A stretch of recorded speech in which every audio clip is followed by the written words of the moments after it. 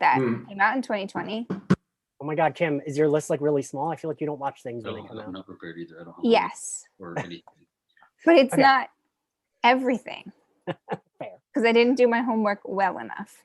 All right, that's also fair. All right, well, we're here. We're live. Hooray. Hello.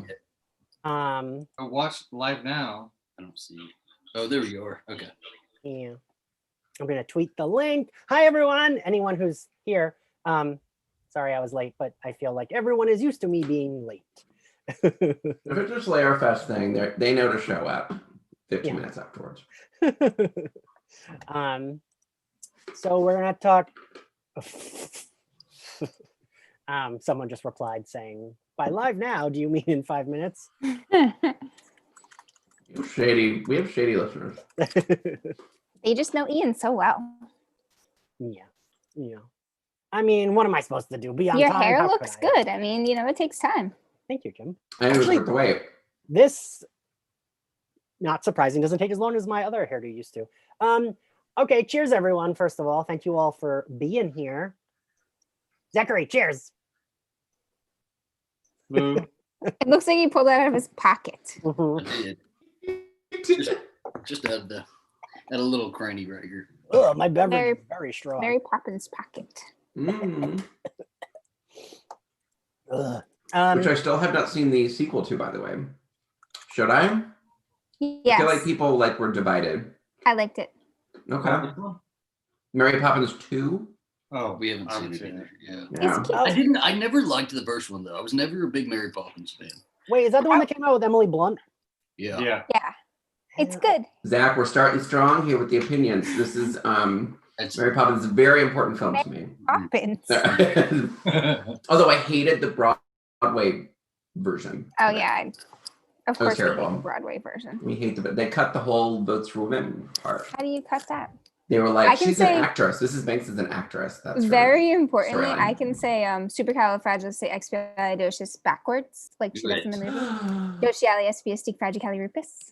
All right. Oh, you're gonna teach your kid. That's gonna be so great. Yeah, we're gonna sing the song. As a kid, I did not like Mary Poppins. I didn't like the mixture. It's not just trying to curry favor with Zach. I'm not. Lie on live. We liked when they used to set off the bombs and all the people would run around and hold the things in place. This is a very small part of the movie that probably only Adam remembers.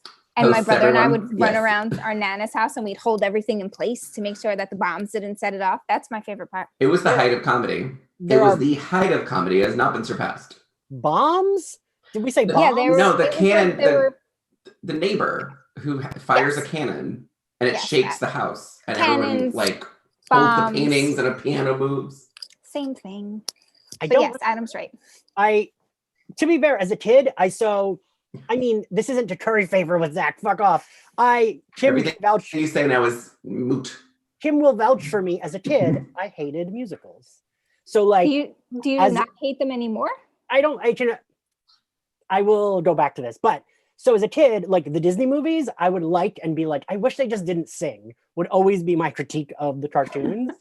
But now as an adult, I appreciate okay, the songs in Aladdin are pretty catchy. Sure. Lion King, they're pretty catchy. But as a kid, I really hated that they sang. It's true. Sounds like a plot to Mary Poppins 3 is she visits a aging twink grumpy, fucking You're dressed exactly like that in the movie. Right. As you said, aging that. twink, I was like, my outfit. He grants Zach a Mary Poppins pocket for his alcohol. Right. Here we go. Full circle. What did you guys think of Prom? Did you watch it? I didn't watch it yet because I found the trailer embarrassing. That is fair. It wasn't very good. I don't think it was very good. I think I'm gonna spit out my drink. It was amazing. It was amazing. I'm sorry. Meryl Streep. But I keep forgetting she's in that. Yep. I'm gonna make a list of to watch and to not watch based on this. Okay, Thanks, good. y'all. I'll try to make this a little bit more organized. Thank you all for joining us. Thank you all for being part of this podcast. Oh, I'm looking at the chat now. Yeah, Zach, you're canceled. I would agree with David. See, Connor didn't remember the bombs either. Sorry, Jared. They were cannons. My apologies. All right, whatever. But so She threw everyone by saying bombs, like cannon, Things- right? Things made loud noises that went Admiral boom. Boom, yeah. I feel like the thing I remember most is when her and Dick Van Dyke dance with the penguins. That's the thing I remember the most. Yeah. You should remember that most. That's supercalifragilisticexpialidocious. Oh, okay, it is that song. Okay. Kim, I You've like been your a week band. and alive on this planet. You should at least know the Dick Van Dyke Penguin Dance. That pin is currently sold out on our Etsy shop, but it will be restocked soon. I'll sell it to somebody for $100 Kim. if anybody wants it. Worn by famous poet Kimberly Ann Southwick. Don't let her bullshit you. She got it for free. $100. Stick it on eBay. Help me buy my daughter formula. So, I'm done. It's weird because 2020 started normal. It started like a normal year. We're like, oh my gosh, it's 2020s. You know, it's like The roaring crazy 20s. roaring 20s. Everybody having their roaring 20s. Parasite won Best parties. Picture. You know, I don't think the 20s were that great either. So Well, everybody wanted to be a flapper girl. repetition. Good fashion. Yeah, they had fashion. F. Scott Fitzgerald. I feel And like when so I feel like when COVID is over, I feel like we will like super overcompensate. So it will basically be the roaring 20s. So Agreed. yeah. probably true. I almost made a dirty sex joke, and then I was like, is that like inappropriate? I was going to joke about how we're going to do a lot of traveling and how we talked about that, but that's not really a joke. That's just true. As the only non-married one here, fuck all of you. I can say I can suck all the dicks once we're allowed to. Oh my gosh! I thought this was a family stream. Okay. I know. Okay. Esme, close your ears. Whenever I text Kim something like dirty, I'm always like, I'm sorry, don't let Esme look at the screen. It's her child. She can read. She's 9 months old. She's very advanced. Yeah. Genius. Well, Ian, you can blame the pandemic now on the shortage now instead of So, before. Speaking of 2020 starting as a normal year, LOL, first of all, Adam, but second of all, we're going to move away from that joke. Be nice to my friend Ian. Moving away. My baby shower that my school threw me was like the last normal thing that like I went to, Really? which is pretty cool because it was probably the last normal thing that like a lot of people went to. Huh. They celebrated me and then they could never celebrate again. That was also the last normal thing we did as well. Went to her baby shower. My last normal Everybody. thing was finally IRL met one of my best friends, Russell Falcon, Twitter icon Russell Falcon, who him and his boyfriend Nick, now fiance, they came out to LA and we went. I took him to Pump. I had always promised I would take him to Pump while I was in LA, and then we saw Birds of Prey and loved it in the theater. Had I known that would be the last movie I'd ever see in the theater, Ever for the rest of your life. for the rest of my days, We're not kidding. I would have appreciated it. No, Onward was our last movie, and it Onward was was so awesome. good. And I was Okay. so disappointed that the pandemic happened because then nobody else went and saw it. And nobody I saw know. Onward, and it was so good. It was I like forgot that Sonic the even came Hedgehog out. for a lot of people. Yeah. Yeah. I think It's on my I've seen to-watch list. I've seen a few people on Twitter say that Sonic the Hedgehog was the last movie. And they they're saw. pretty bitter about it. Like, they're Oh, pretty no. like, oh, this isn't good. Yeah. Do y'all No, think but I that did see movie Bird of Prey. theaters are dead? No. No. No. It's gonna keep becoming. harder. My personal opinion is that movie theaters are going to keep becoming more and more expensive and niche, kind of like seeing a Broadway play would be. Like, I think it's because it's super pricey to go see it.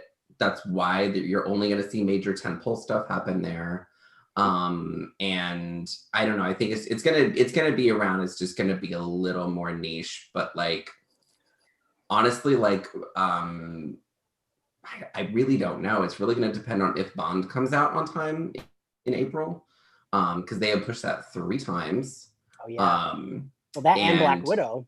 Black Widow. Oh my God, seriously. Like, so, but I feel like Bond is something where it's like Tenet, like it has no ability to exist outside of a movie theater. Yeah. Like Disney, like Marvel can drop stuff on Disney Plus. Obviously, HBO Max is doing its crazy thing. But like Bond, like literally there is no option for it to, like, if it doesn't show up in a theater, like if the rollout continues to be slow, or whatever, I feel like there was like rumors that it was gonna get like kind of eaten up by Netflix for like a second and then released, but I feel like way too many theater brands are just depending on that movie to like live. So I didn't really realize don't know. that we were waiting for these, that they had waited. I thought everything just, I mean, 2020 is almost over. And if you want I guess the movies like that aren't necessarily Oscar contenders. They're just blockbusters. So. Yeah. And it's sort of these things where, not to turn this into like an NPR episode. This is just like very dry. Like we're gonna, here's the ins and outs of the theater business. But yeah, like this kind of got articulated when HBO Max said they were gonna be dropping everything day and date on HBO Max and in theaters, is that a lot of these movies, like especially the below the line people, like their residuals and royalties kind of really depend on there being an initial theatrical release. Basically makes a nightmare of contracts. To say nothing of like every other thing that COVID has made a nightmare of. It's just kind of one of these things where these theaters keep needing bailouts. The theaters are also waiting on a big bailout with this Congress thing that everybody hates. But there is a theater like extender bailout in there that I think will get it to at least the summer. But yeah, that's going to be something where I feel like April is where Bond currently is, and that's like kind of like the first movie that's only theaters that is big enough that everybody is kind of sweating if you're in the theater business. And then after that, it's pretty marvelly, and they have already displayed that they're pretty cool at the last minute dropping something for pay. Yeah. So yeah. Thesis shortened. Movie theaters equals bougie in the future / blockbusters control that future. I'm never going to the movies again then. Well, I'm not gonna pay more. I don't know so much. Now, the movie watching experience is just such a treat, and I'd much rather see everything literally in the theater before anywhere. I will say that's what we did. I mean, we're in small town Oklahoma, so there's nothing else to do, and that's all we did. We had the AMC Movie Pass, which was like that Movie Pass actually, but better. Right. Did they like extend your movie pass to 2021? If you got, I wonder if people did that for like 2020, like if you got like a zoo pass or something that was like closed. AMC didn't let you do that, so they sent us an email saying, "Hey, during this pandemic, they paused it. They're like, we're pausing this for you, but when you come back, just let us know and we'll renew it." That's when everybody thought it was gonna be like 2 weeks. I like your garland. Oh, thank it's you. so festive. That's what my gym, Planet Fitness, did. They just paused it for. Oh. I thought you were going to say they put garlands on everything else. Well, no, my husband is a nurse, and at his old hospital in LA before we moved, they every time you got a kudos or whatever from a patient, you could get a grab bag thing. And so we kept piling up an AMC black ticket, which was basically good for one free movie. And we had piled them, and we were like, look at our pile. And AMC has been so close to bankruptcy ever since. It is, we have a pile, and it might as well be it just might as well be monopoly money right now. So they're not allowed to die for Adam's sake. For also, my Adam sake, please. Near me, so you could give me one so I can go to the I sure could. Oh, you all kind of live vaguely close to each other now, right? Everybody in the South is vaguely close. Yeah. What's the geography? I don't know. Everything's far. You're Southwest, and I know I can't even go into downtown Charlotte, and I'm like, good. I brought my LA shitty attitude with me. I don't even know where I live. We're gonna go downtown. Yeah. Yeah, Adam was complaining about what was it, 50 degrees or 40 degrees? You're like, oh my god, it's so cold. I was like, are you kidding me? I hate it. I living in the South. I just don't like being cold. I just don't like being cold. I'm sorry. I won't apologize for it. Yeah. Turn that heat on. I live with a thermostat. I live with a dad. All right. What else came out in early 2020? Yes. So 2020, I actually will also agree with Zach and Alistair though. That's kind of like the thing I did in the suburbs here in New Jersey was like, go to the movies. Like I would sometimes go out, but like not really. Like there's not really places to go out.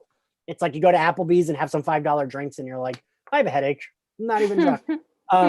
But like going to the movies, I would go to the movie theater Kim and I both worked at when we were teens. And yeah, I'm like, what the fuck am I supposed to do if movie theaters don't open back up when everything's normal? Then I'll be even more, well, then I leave New Jersey, right? That's the end goal anyway. What's crazy is that 2020 has been like the year of everything being canceled. Everything's canceled. People are canceled. Movies are canceled. And then the Oscars put out their new category, not new categories, but their new criteria. Oh, yeah. And, which I think is good, yeah. There's been a lot of change this year. I forgot about that. Yeah. Wait, explain the criteria. Like I missed that. I know part of it is one of your main characters must be it's for like best picture. LGBT or hold on. Don't say anything. Black POC. Yeah. Oh, I see. Okay, I remember this. Yeah, something like that. Yeah, there's a lot of, and there's like a percentage of like the crew members have to be diversified and stuff like that. So, right. And it's just for Best Picture specifically? Just for Best Picture. Are you sure just Best Picture though? From what I saw, it was just Best Picture. Okay. And then, but it's not going to actually be in effect until I think it was either 23 or 24, because I know a lot of people already had movies in production, so they wanted to give people time to actually make those changes. Oh, that was kind of cool. That's very cool. Mm-hmm. Yeah. Doing anything sort of actionable is always good, rather than we need to listen. And listening is how we will listen. So yeah, this is great. I love it. Are you quoting my father, Adam? Pump those brakes. Just listen right now. Don't act. Just listen. Yeah. Everyone on Twitter was really mad about those criteria. I remember that. Who was really mad? Everyone on Twitter. Oh, yeah. Kim has a very weird. Kim is kind of who are you following? Yeah. Actually, Kim no. probably, I go to the news and I click on the trending things. Oh well, you're just asking for. I don't mean everyone on my chaos. Yeah. I mean everyone on Twitter. Kim will send me these tweets, and I'm like, humans. I'm like, who are you following that you saw this tweet? And Kim's like, oh, I clicked on trending. That's I get very bored when I'm breastfeeding. She takes a long time. So I do a lot of scrolling. That's totally fair. I was like, oh crap, was I praising this? And it's just like not enough. Like, because that's what I'm used to. Like, people were saying that too. Yeah, it was both. Oh, I'm sure. Little too late. You know, no one's gonna want to watch the Oscars anymore because it's liberal propaganda in the first place, and now it's worse. And then people that were saying that it wasn't enough. We nominated American Sniper. I don't think it's liberal propaganda. It's a good movie though. No, I was like 5% in the back of my head. I was like, what if one of them likes that? Cheers. Oh, should I add it to my do not watch list? My husband's and my parents both love that movie. But speaking of movies, liberal propaganda? No, movies that everyone has feelings about. You guys really liked Wonder Woman. Adam and I did not. Here's the thing. I wake up every day feeling radically different about it, which makes me think it's genius. So because when I watched it, I was like texting Ian, he hadn't seen it yet, and I was like, oh my God, this is like such a Buffy ass episode movie. And you're gonna love it. It's just this weird whack the wish kind of thing. And they make a bunch of choices and half of them are not good. But it's still like a lot of fun. And then the next day, the script was sort of curdling in my head and I got a little I don't know. And then I picked it apart after talking to you. And then I woke up today being like, I can't stop thinking about that silly movie. I just like it. I get that it's not perfect. And I think that Patty Jenkins, maybe in the future, she needs a little bit more people on her crew, especially for fight scenes and other stuff, better VFX, some stuff could have been fleshed out better. But overall, I had a really fun time. Well, yeah. So the movie, the movie's not a perfect movie by any means. There's a lot wrong with it, especially plotting, pacing, all of it. And somebody needs to be checking her because it seems like she had a little too much just overall control. And with Wonder Woman, the original one, I know that she was butting heads with a lot of people during that, and it made for an amazing movie. So maybe she just needs to be challenged a little bit more going forward. But I don't know. I always judge a movie based on how I feel leaving it. And I just was, happy I saw it. Like, I'm not rushing to go watch it again, but I enjoyed it. I enjoyed the experience of it. I was also happy seeing something new, and I know there was 100 new movies that came out, but like I was super checked out of movies this year. Like, so I was like, it just felt like I was like, oh my God, I'm like having kind of close to that theater experience again that I haven't seen since like Birds of Prey. Another divisive sort of female superhero, female creative led kind of movie.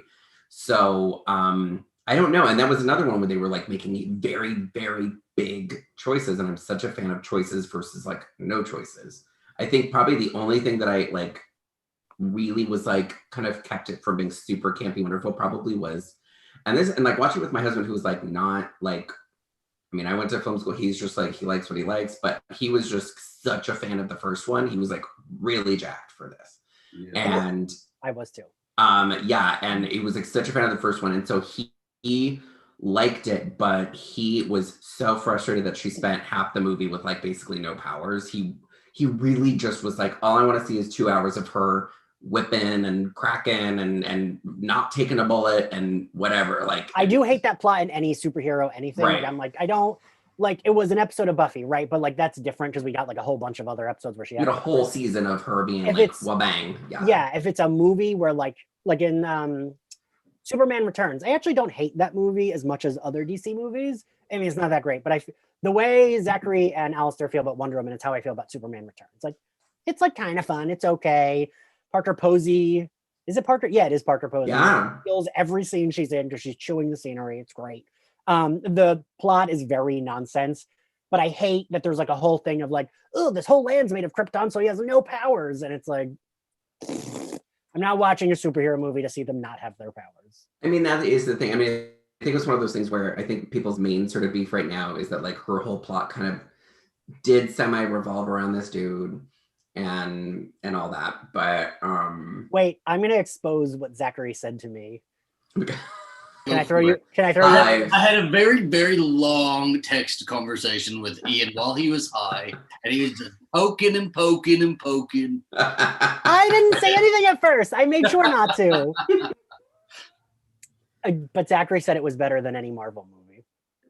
No, I didn't say not any Marvel movie. I said a lot of Marvel movies feel the same. And we talked about this when we did Black Christmas, is that I feel a lot of Marvel movies when we did the year in review, that a lot of Marvel movies to me feel exactly the same. And so this, like the Wonder Woman movies feel different than that. Jeffrey agrees with that. He thinks that because we are now in the middle of watching the MCU. Oops, I'm behind. As many of you may know.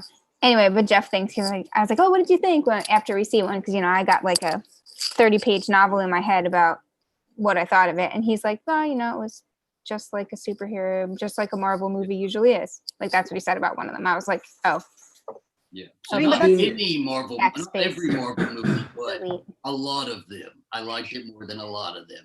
Personal friggin' opinion. Well, because a lot of Marvel movies are like, if not unwell regarded, like it's like because they are not making that big of a choices. They're taking the silliest part of it and removing it and just being like, okay, here's this thing. Like this. Zachary said, enjoy Ant-Man is what he said to me. What about Ant-Man? That one's next. He just said enjoy Ant-Man. It is definitely regarded, and I probably would also agree as like the lesser of the. I love Ant-Man. Zach, I'll let you know what I think. Good. Ant-Man has at least a point of view. No spoilers. I love the actors. It was great. Oh my God, Kim, you can't say no spoilers for like a 5-year-old. It's next. Give me a break. It's just very no spoilers. But it's very self-contained. Ant-Man survives in the movie, so it's a more of a self-contained movie where like it doesn't, which is kind of what I liked about it. It doesn't feel very. It's kind of like he's just this dude, and like he has like a bunch of human friends, and they're doing stuff. I just wanted to see what Edgar Wright was going to do with it. Yeah, and that's the thing with Marvel is that they very systematically purge people. They steam from making these all choices. These people, right? Like it's famously what they do. So yeah, I mean, like again, like I said, like like I'm a fan of Wonder Woman 84 for them making big old choices and stuff choices maybe I would not have made. But like they had like listen, Kristen Wiig's character is a cheetah lady, and like they do it. They go there. Oh, it was so bad. Though. It was so bad. No, Kristen Wiig did really good. She did, really but that CGI. It's not Kirsten Wiig's fault. That's not Kristen. Yeah, that's the thing. You know. She did. Sure, she had a very complete character arc that I really wish she had shown up in the coda somewhere. I wanted to know what was happening with her later on. No, but because it was one of those things where like she was rocking it, and I felt like, and again, it was great. Like she had that, you know, we've all seen the memes now where she's doing they're doing the classic DC thing where it's like, oh, she's bookish and kinky hair, and I do like that. She isn't sure of herself, and then it's like, boom. I will say she did nail that. She definitely nailed. Did. I really enjoyed.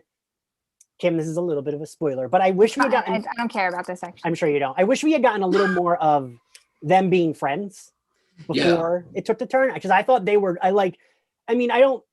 Gal Gadot is not the best actor. She's fine, but I think her and Kristen Wiig did well with each other, and they like that scene where they're like having dinner. That was like fun, and I kind of would have liked more of that. I enjoy so natural like that in shows, in movies, you already know, like in Amends. I just wanted to see them sit down and open Christmas presents, like that's all I wanted to see, and I would have liked to have seen them just doing, you know, friend things, like they go to a bar or, you know, go to brunch or something. Well, they went to dinner, and that was nice to see them do. And it was nice to see Diana, where like I feel like Diana doesn't have as much humanity, as much personality, because she's like a god almost. And she's like too perfect, and it was like you could see how that can kind of get in the way of her making relationships with other people, and I liked that. Well, like in that lunch scene, you could see like the whole 70 last years she lived. You got a sense of that. Like, I thought that was like one of my favorite scenes, because I mean, like you, Zachary, I actually do, especially in genre, I really like to pause and like, there's no action scenes. Buffy always did that pretty well, like of being like, look, these friends are just being friends in between, you know, Buffy having to fight vampires or fight Glory or whatever. And I think that's probably why all of us really love Buffy. Hi, this is a Buffy podcast. But you know what I mean? Like shit like that, I think all of us can agree that's what we like in those type of things. Like a little bit of a pause where like, and like the Marvel movies definitely don't do that, where like it's just like a pause and they get to like hang out and see them like discuss things that aren't like the villain or saving the world. I like that. Because it makes those relationships a lot more impactful when they're messed with later on. And we don't get a lot of that from all of the Marvel movies. Like I get like the Avengers are put together and they're kind of buddies by other movies, but like, you know, they're really just thrown together and we're supposed to believe that they're, you know, buddies. Well, that's why I think the scenes where they do that in the Marvel movies are so memorable. Like the party scene in whatever one I just watched, Ultron. And then I'm thinking of like anything that has to do with Thor when he's in the real world and he's hilarious. Like those are the best scenes I think in the MCU that I've seen so far. Oh, and when what's his name's up in the donut hole, Iron Man guy. Oh yeah, and Iron Man too. I was actually going to say, because you did watch Ultron, that's one of my favorite. Even though I don't like that movie as much, that's one of my favorite scenes. Is like them just like at a party getting drunk. Like that's fun to watch. That was always like my favorite Leslie Knope in Parks and Rec, when she was drunk or like high on flu medication or whatever. I just Leslie Knope. They did a 2020 special for Parks and Rec that we never watched, Ian. We never watched it. Good. Did y'all really not? You haven't seen it still? Because we kept saying we would watch it together, and then we never did. Parks and Rec was the perfect show to do like a quarantine special with. Them doing like all their Zoom calls and stuff. Y'all pissed him off. He's gone. That chair is fabulous with his little boa around. No, but no, that show was perfect. I'm adding it to my to watch list. Yes. Ian, we're gonna do it. We're gonna make it happen. I forgot we were supposed to watch it. Yeah, me too. Until I just said it. No, but that CGI on Kristen Wiig's like cheetah. So bad. It's just bad. They showed her for the first time, and she's just like. Well, it was like anytime you paused, it just looked like unrendered. It was like a gray blur. Yeah, it was one of those things where like everybody probably was super nervous to just go there. Yeah. Because they were like, oh, we'll keep it in the shadow. We'll but like they have the budget, I feel like, right? It's not the budget. It's the creative juice to just Well, go, here's another. Kristen Wiig is a cheetah now. She's cheetah lady now. Yeah, well, here's another And just go full stupid. problem is like the comics do go there, right? And Right. so I think there's so many hands on these projects, all superhero movies, that they're like, well, we're gonna make this character different, you know, we're gonna do, instead of just like sticking to the comics. I don't know anything about the damn comics, but I heard that she's like, you know, full on cheetah lady in the comics.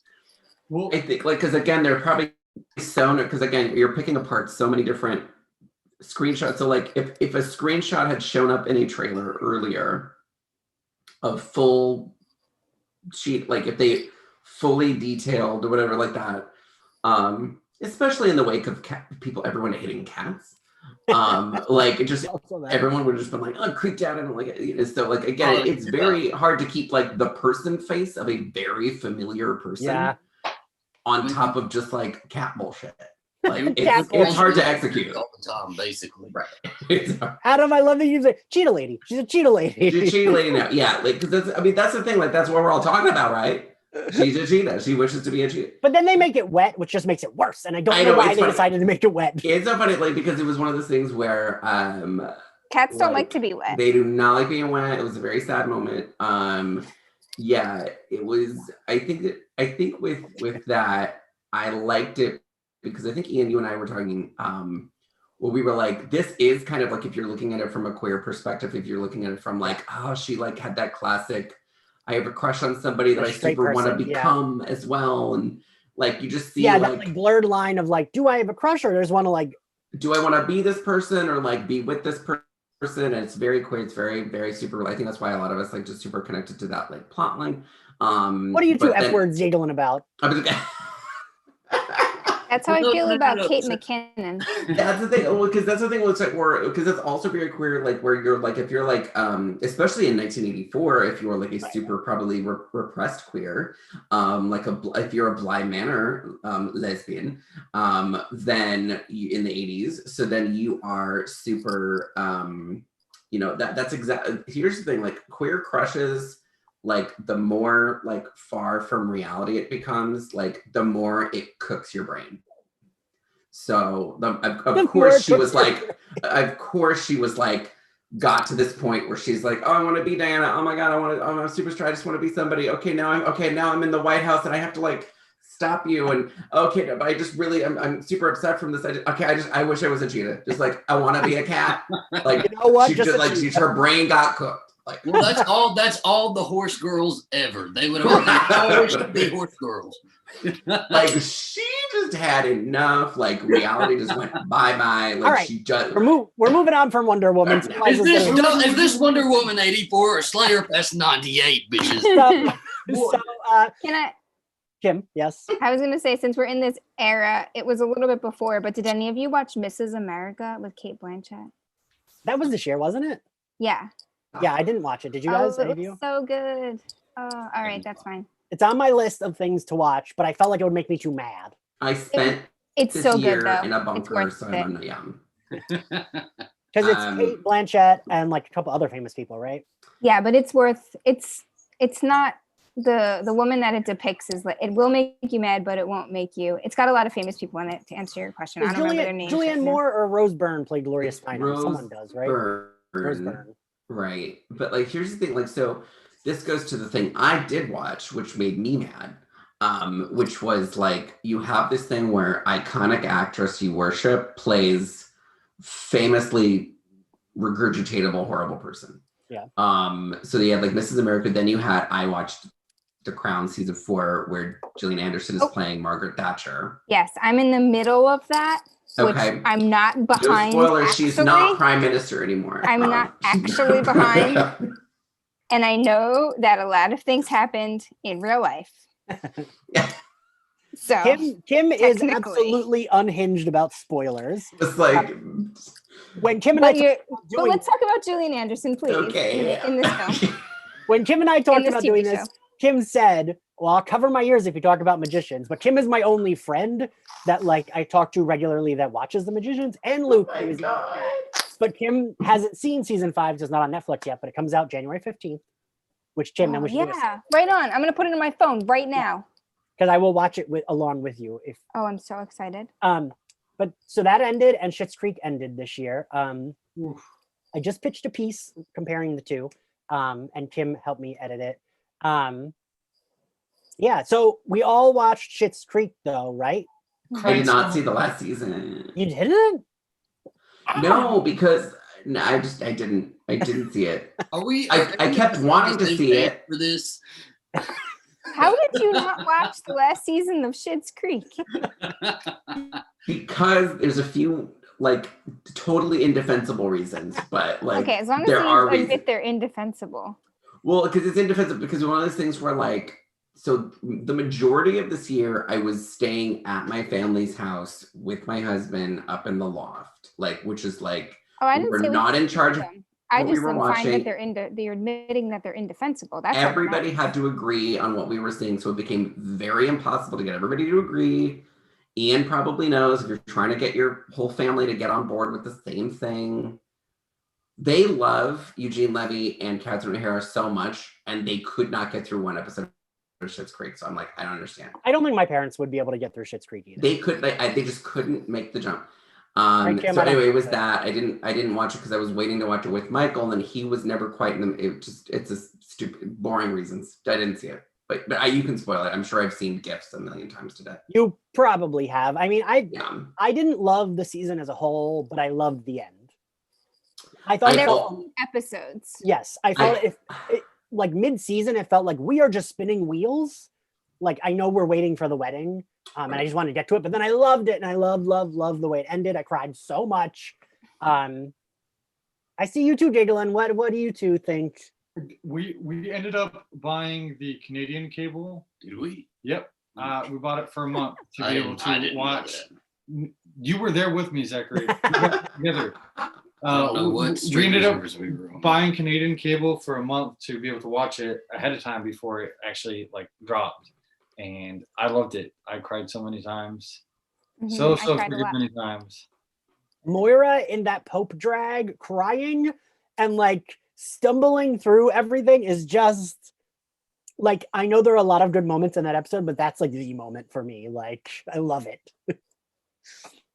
Ian, you also watched Sex Education this year, and Oh, I that did. season, the second season dropped, I think, in 2020, maybe. Did it?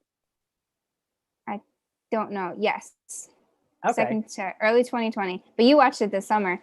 But I'm thinking of that play at the end, and how everyone's dressed up all wild. More in Pope drag somehow I cried. brought me there. Oh, and it's just that series is just excellent and just gets better and better. Yes. Like, it's so weird that it's like starts off really, like, doesn't start off slow or bad. It starts Mhm. off good, but then like continues to get better Yeah, and is like diverse.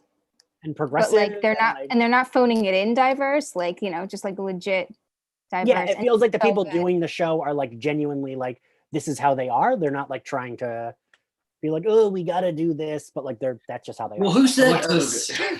And Julie- who said on Twitter too. that Alexis needs to be what, a potential or a Slayer or something Yes, like someone did. Oh my gosh, Alexis the Vampire Slayer would be the best thing ever. Because Alexis basically is how Buffy was before, like she was given the calling. So wait, so Yeah, I don't even Kind of know was if the my, vibe. Yeah. I don't even know if my piece is because I pitched it yesterday and I haven't heard back, so it might not even be accepted. But in my piece, I say both Alexis and Margot, which Kim, I think you'll agree with me, they like are such well-developed characters. Margot's from The Magicians, for anyone who doesn't know, that like they have the development that Cordelia Chase gets across two shows. I say they like both are like Cordelia Chase from Buffy mixed with Cordelia Chase from Angel, because like you don't have to forsake their like wit or their fashion or their femininity to like be the main character or good. And that's like what I really love about the two of them. I mean, they're very different characters, but Kim, wouldn't you agree with that? Oh yeah, no, I thought that was a great point that you made. Yeah. And like, I don't know, I think that's like what I love about both those shows is that they were able to develop them, because lots of times I do feel like, especially like if you're like really feminine, you have to like forsake that to be like the hero. You have to be like tough, and you can't be tough if you're feminine, but like You gotta be what's her face in Mandalorian. yeah, and like right. You gotta be like Margot Mando. never Right. gets rid. I mean, clearly Alexis isn't like fighting in a battle, but right, Kim, like Margot never is like getting rid of that to like still be a magician and be like the ruler. Yeah. I mean, Alexis escaped sultans. That's true, she did. No, you're right. Every time she says something like that, it's just a whole prequel series that needs to be made. See, Alexis like actually went through what Jenna Maroney lied and claimed she went through. Yeah. Like, The stories I feel like are very Jenna Maroney, but like somehow done more subtle. I don't know, right? Well, the perfect Alexis series would be, because she had her critically reviewed limited reality series. Right? Oh, right. It would be and like set up like that. Just make it sort of like, you know, a little reality series for her. It'd work great. well, Did then you- you could have Alexis meet Valerie Cherish in like a comeback third season. Adam, you would love that. I would do that. I would make that show. That's what I would do. Right, so Ian's gonna write Alexis the Vampire Slayer. Yes. Right. We're all gonna do our different Alexis spin-off shows. Right. Yeah. All right. I think someone had said that on Twitter, and I think I screenshot it and sent it to you, Zach, didn't I? Yes, Yep. I'm pretty sure. I think I did. I think I sent it to both of you actually. It was good. I loved it. It's a good idea. What else came out this year that we all saw? I'm trying to think. Mandalorian season 2, since I brought it up. Umbrella Academy. Oh yeah. What'd you say, Alistair? Oh, I was just thinking of David Levy, and I was thinking of the Holidays. No, Oh yeah, the happiest season. yeah, that one. Oh yeah, No, yeah. I didn't watch that yet. I really wanted to. Kim, you'll like it. I know Yeah. you'll like it. It's good. Y'all were talking about it in the group text, and I was like, Yeah. oh, I'm gonna like this. Yeah. It's hard because you have to watch it during like November, December. So now you can't just be like, "Well, I'll check that out in March." Like, because I mean, like I will that's... though. We're doing Christmas in July for both of my families, so I'll watch it in June, basically November. But yeah, so happy. I did really like. I know a lot of people were critical of it. I understood the criticism, and I did also kind of think I don't like how they ended up, but I still liked it. I don't know. I still really liked it. It was felt like a fun- realistic to me. Yeah. Yes, thank you. Like that's the thing. It's like realistic, and nobody was happy about it. So like, who gives a Adam, shit? Like, I feel like this is something you say where people always are like, "Well, I would have," and it's like, "No, you wouldn't have." Like, they always think they're like. This was like a tweet like I super loved yesterday. Because everyone on Twitter always loved to talk about like how they perfectly handle every GD situation, and they just wouldn't. And like, yeah, this is the thing. Like, that's the thing. Like, there was like a tweet being like, I'm gonna butcher it, but it was basically like, if I had the One Ring, I would simply resist all of its temptations and handle myself perfectly with the One Ring. Like, I wouldn't be a messy day at all. here's the thing, like especially with like relationships or high stakes situations like that. Oh my god, My little angel. She crawled over to me. Oh, did my, she? she Hi. crawled all the way. Oh my god. She can't hear you though, because I got my headphones in. Oh no. They're saying hi, Esme. They You love can read you. lips though. Yeah. Yeah. Who's that? Who's that? Oh, you want to wear the headphones? Yeah. Is Oh that my God, Uncle her Ian? face. And I his have baby friend? fever right now, so this is not helping. Yeah, I know, me too. Oh yeah, me too. Uncle Here's Ian. my here's my big son Ian. He crawled over here. He did not like everybody else was getting attention. I'm an adult baby. It's people. You don't know that many people. Hey there. Kim, I always forget that when you say stuff like that. I'm like, you're right, she doesn't. She doesn't. She's not. Little, what a blessing right now. She's not a lot Yeah. of people. Good for her. Yeah, this is what I did in 2020. This is my year in review. Yeah. Oh my gosh. Speaking of gays on Twitter in 2020 and the book community, I didn't realize the book community could be so dramatic. It's It's actually insane. it's hell. It's really hell. It really is hell. Speaking of people's 2020, somebody had a book come out in 2020. Speaking of books, I see It it would be behind like you. right here or Right there. something. I don't know what it is. Where's the- oh, it's Where is it? Is there? I see a yellow spine. That yellow spine is Everything's always falling out of the mine's too far away. that yellow spine is always peeking out like that yellow moon emoji, just like book. every stack. I heard it got big on TikTok. It got big on TikTok a bit. Yes, it's here's the thing, it's a cult hit. It's a big it's a great, like, it's one of those books I think like that people are gonna be like, ooh, well, I was super into that in 2020. Like it's gonna get word of mouth good. Like they'll like, and it had a good year. On Twitter in terms of that stuff. Twitter, they're just gonna hate on everything. TikTok, they're like, oh my gosh, everything's great. I texted Adam yesterday TikTok's from work. love. We sold out of his book at work. I had my little Sold rack out? empty because we didn't have it anymore. Ah, I've never been I'm so happy to be out of something before. I know, isn't that great? I was really happy to see that. Yeah, and like I'm still getting like signed personalization requests from my local bookstore. So I just like head on down. It's like the best drive ever. I can just like, I drive 2 minutes, I'm at the store and I just like sign stock, and they're just like so great down there, and Main Street Books. And yeah, it's just been like a really like kind of cool, fun year to like put a book out, and it's a hard year to put a book out, but it's definitely like a war story kind of vibe. Like you really do get to be like, oh yeah, this is what I have some stories for people. Like, I mean, there's 2021 debuts coming out who are really super talented and also really super freaked out, and I'm like, you don't gotta plan as you go like 2020 people did, because like we kind of figured it out, and here's how you do it in quarantine.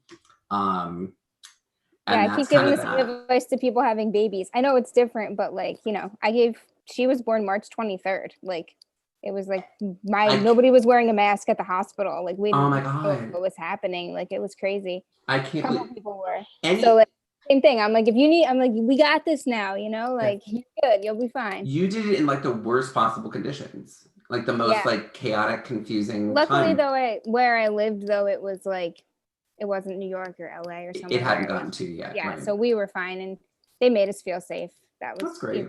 Masks weren't big then, so. But it's just been weird because her whole life has been in quarantine, Yeah, you were saying that like when you went out the other day, she was like so like, holy crap, look at everything.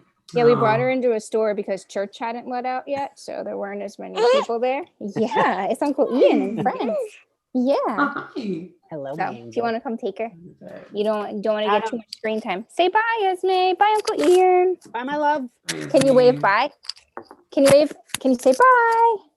Bye bye. You said her name is Esme? Yeah. Good job. Good waving.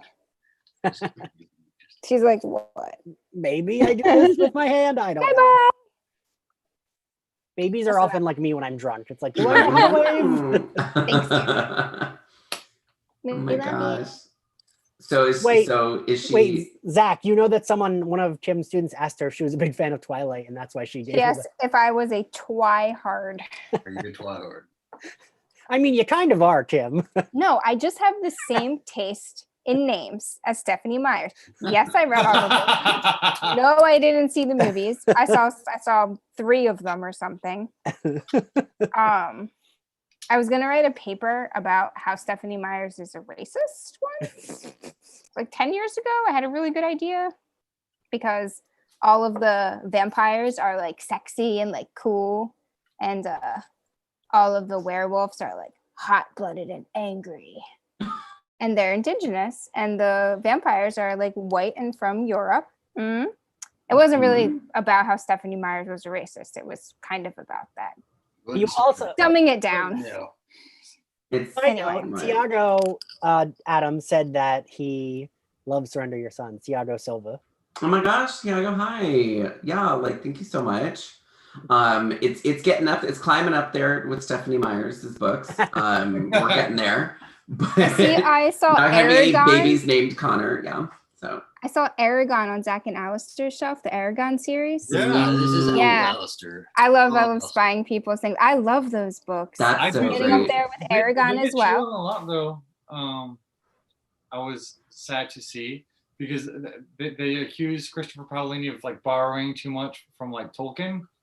But he called it his love letter to fantasy. So, and he wrote it when he was 15. So I'm like, give him a break, Yeah. And that last book is just stellar. Like it is. The growth is crazy. Oh my God. Like, between the first book and the last book, crazy. Mm-hmm. I can't believe I haven't told you both that you both like you are the only 2 people I know that like love that series. The movie is garbage. It's like the Airbender movie. Airbender movie, garbage. Airbender, awesome. Didn't like Same it. thing. No, I hated them. Yeah, I remember it was like so bad. trash. I tried to like it and I hated it so Same. much. I remember that being a big deal. Like when that book came out, like he was like a little Because he was teenager 16, baby. right? Yeah. It was like, Right. And I just remember being like, it's one of those things where it was like, well, this is just going to be how I live my life from now on. It was just like anytime it was just, I was like, oh, I'm 16 too. Should I write here? Because Adam, you Should I not probably, do this? Yeah. I would say you probably worked at Barnes & Noble too when it came out, right? What year did it come out?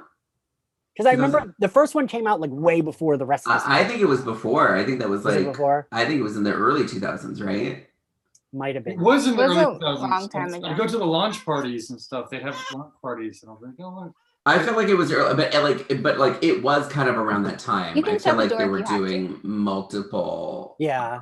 The Aragon sequels were kind Because of coming out when I was like there. can remember Aragon and Twilight are books that I remember us having, and that suddenly they became popular like after they already had come out. And I like remember that happening working at Barnes & Noble all the time. I started working at Barnes & Noble when Breaking Dawn, the book, came Oh, out, okay. and they were starting to do the Twilight movies because my Barnes & Noble at the Grove was like right next to like the most populated movie theater in Los Angeles. So we were doing and it was around the holidays. So it was like the line at the cafe was to the escalator and it just didn't stop. Speaking of YA, a 2020 thing that happened is we finally canceled J.K. Rowling, deservedly so. And now she's finished. She'll never work again. She'll never work again, She's although her finished. book is still selling at work. She did not drop one Twitter follower, but she is canceled. I think again, it's I really don't know how you again, I think Alistair, you said it before, it was canceling people, but I think this is the year we've kind of also finally realized that you actually can't cancel people. No, I think that's Yeah. 100% accurate. Yes. It's that, and at the same time, I think 2020 is a year everybody's fed up. 2020 is a year where you just don't tolerate your racist uncle anymore. You know, Right. It's a year where everybody's just had enough, and we're like, freak it, we've had enough. Yeah, I think it's definitely freak it. That's so sweet. I know, That Alistair, was you are so- such a... Meanwhile, Zachary's like, Ian's texting me while he's high, and Alistair's not even cursing. Alistair didn't want Esme to hear. Well, I mean, that is so sweet. I think that's because that is the thing. I think that is definitely why 2020 was so stressful for a lot of people, is that a lot of it was pulling back the veil on things a lot of folks have also kind of just been knowing for a while, and It's now tolerated. everybody knows. So yeah. No, I think you're right. I mean, It's a all year of of us, first knowledge. It's a year all of first us kind knowledge. of- from talking to all four of you, I can say all of us know the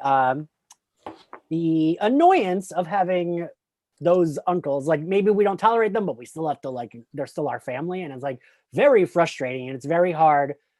I always give Kim this credit. Kim balances that really well, where she'll be like, yes, these family members, I don't defend them. This is how they are. Kim's always been really good at even when we were teens, you were really good at just being yep, these are terrible. And I don't know, I feel I always try to take my cues from you with that, Kim, because you're really good at not- you learn how to pick you just learn to pick your battles, is my point. But, you if I never think- tried to pretend it was any of these family members were anything other than that. You never did. Okay, true, yeah. And I think that's the point. I think you kind of are yep, these people are going to have terrible opinions about this. I am never going to agree with them. And you're really good. yeah. I always think you're really good at that. You don't try to pretend those people are better or worse or whatever. You're just yep, these are who they are. And you're really, I don't know, we've been friends for 1,000 years at this point. So you've always been pretty consistent thank with you. that, I honestly. think it was just important for me to draw lines, it's you can say whatever so-and-so is a good politician, or you can say such and such is good policy, but you can't say something racist. You can't say something homophobic. You can't say something transphobic. You can't say these things in front of me. I'm going to say something. But Right. your other terrible opinions that are just things we disagree on, I'm not going to get my dad not to vote for Trump. That's not going to happen.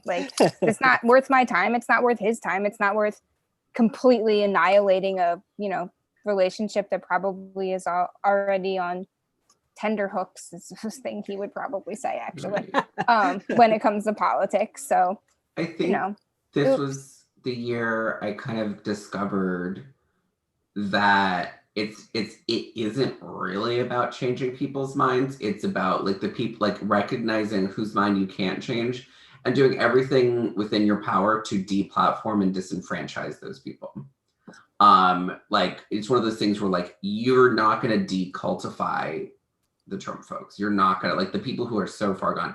You have to recognize who you can shift those people as best you can, and then the rest of them just make sure they are not in a position of power or a decision-making position. And that's really that. I mean, and that kind of is where I sort of lived this whole year, and which was like, my family is Democrat mostly, but like they're very, a lot of them are very centrist. So a lot of it was very like, in a way, the conversations were a lot more heated this summer because it was a lot more like, well, I agree, but you can't just go. Here's burning. why You can't you're just wrong, Adam. burn down a CBS.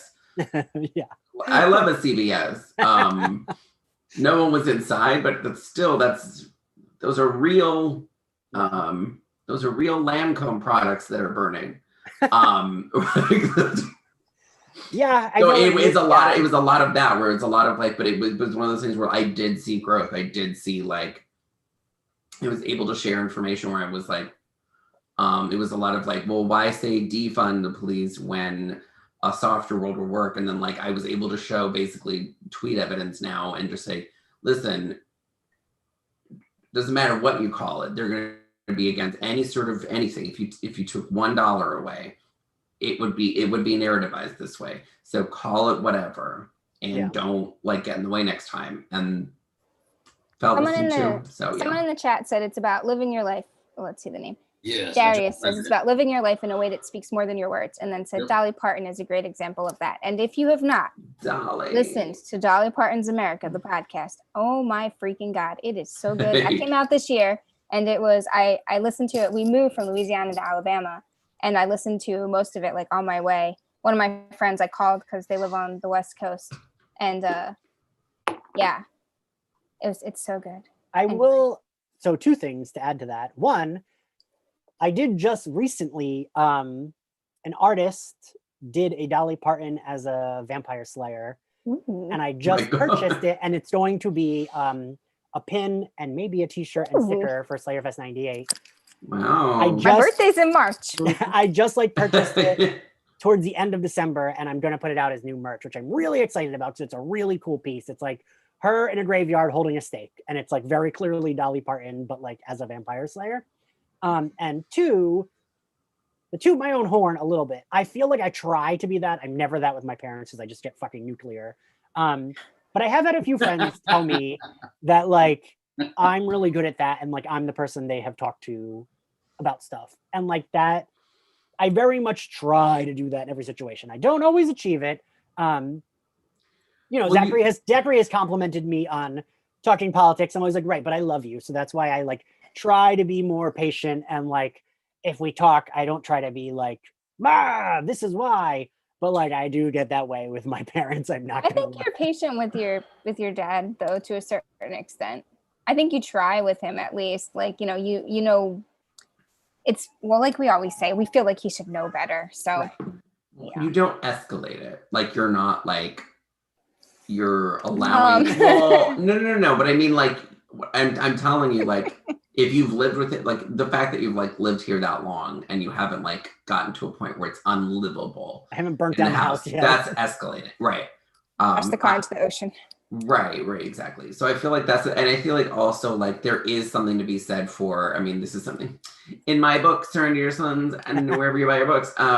It's a lot of it is not just about, it's like the right thing isn't always fucking confront the person right away. It's like, no, there's like a lot more things to consider, which is like your living situation. Like it's not good for your health or your living situation for things to be freaking heated for that long. I mean, but I was that this year put so many like important conversations into the mainstream conversation, stuff that we just, wouldn't even bother having a conversation with, whether it's a heated one we shouldn't be having, or like you're saying, or maybe just like, it's okay to talk about this with someone I maybe wouldn't normally talk about it because it's on the news. Like I kind of got my dad to say Black Lives Matter. That was exciting for me. He was like, I agree with you. And I was like, oh, thank you for agreeing that Black Lives Matter. This happened on the internet before I unfollowed him on Facebook. So like, that was cool. Like, you know, that he was like, I mean, there was a but after I agree with this, but still, like, you know. Just stopped him. You're like, the end. Glad we agree. You're like, we agree. End of sentence. Alistair and Zach, like, how has it been? How are y'all? You're all in Oklahoma or? Yeah. Oklahoma, yeah.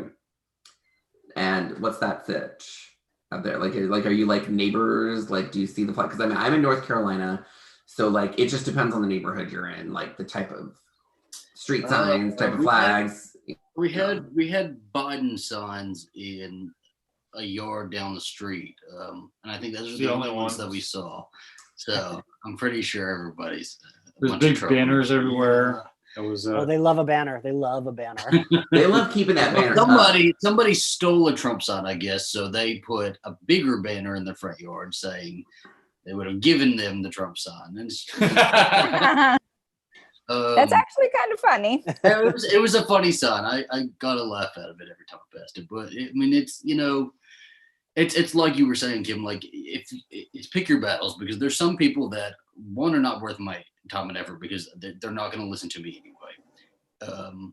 And two, it's like, spend your energy with people that you know you could probably change. Because I've had a lot of conversations this year, just with a lot of different people, and a lot of people in my family who I never would have thought would have come out so strong for, like, you know, equal rights or like Black Lives Matter and stuff like that. And they did, because, you know, not because of me, but like I had conversations with them and they had never like considered certain things, or, you know, it's just put your energy into the things you know you would be able to change, or you have a better chance of changing than, you know, Grandpa Pawpaw, who's not gonna do anything. He's been living his life for 80 years in a certain way and is never gonna.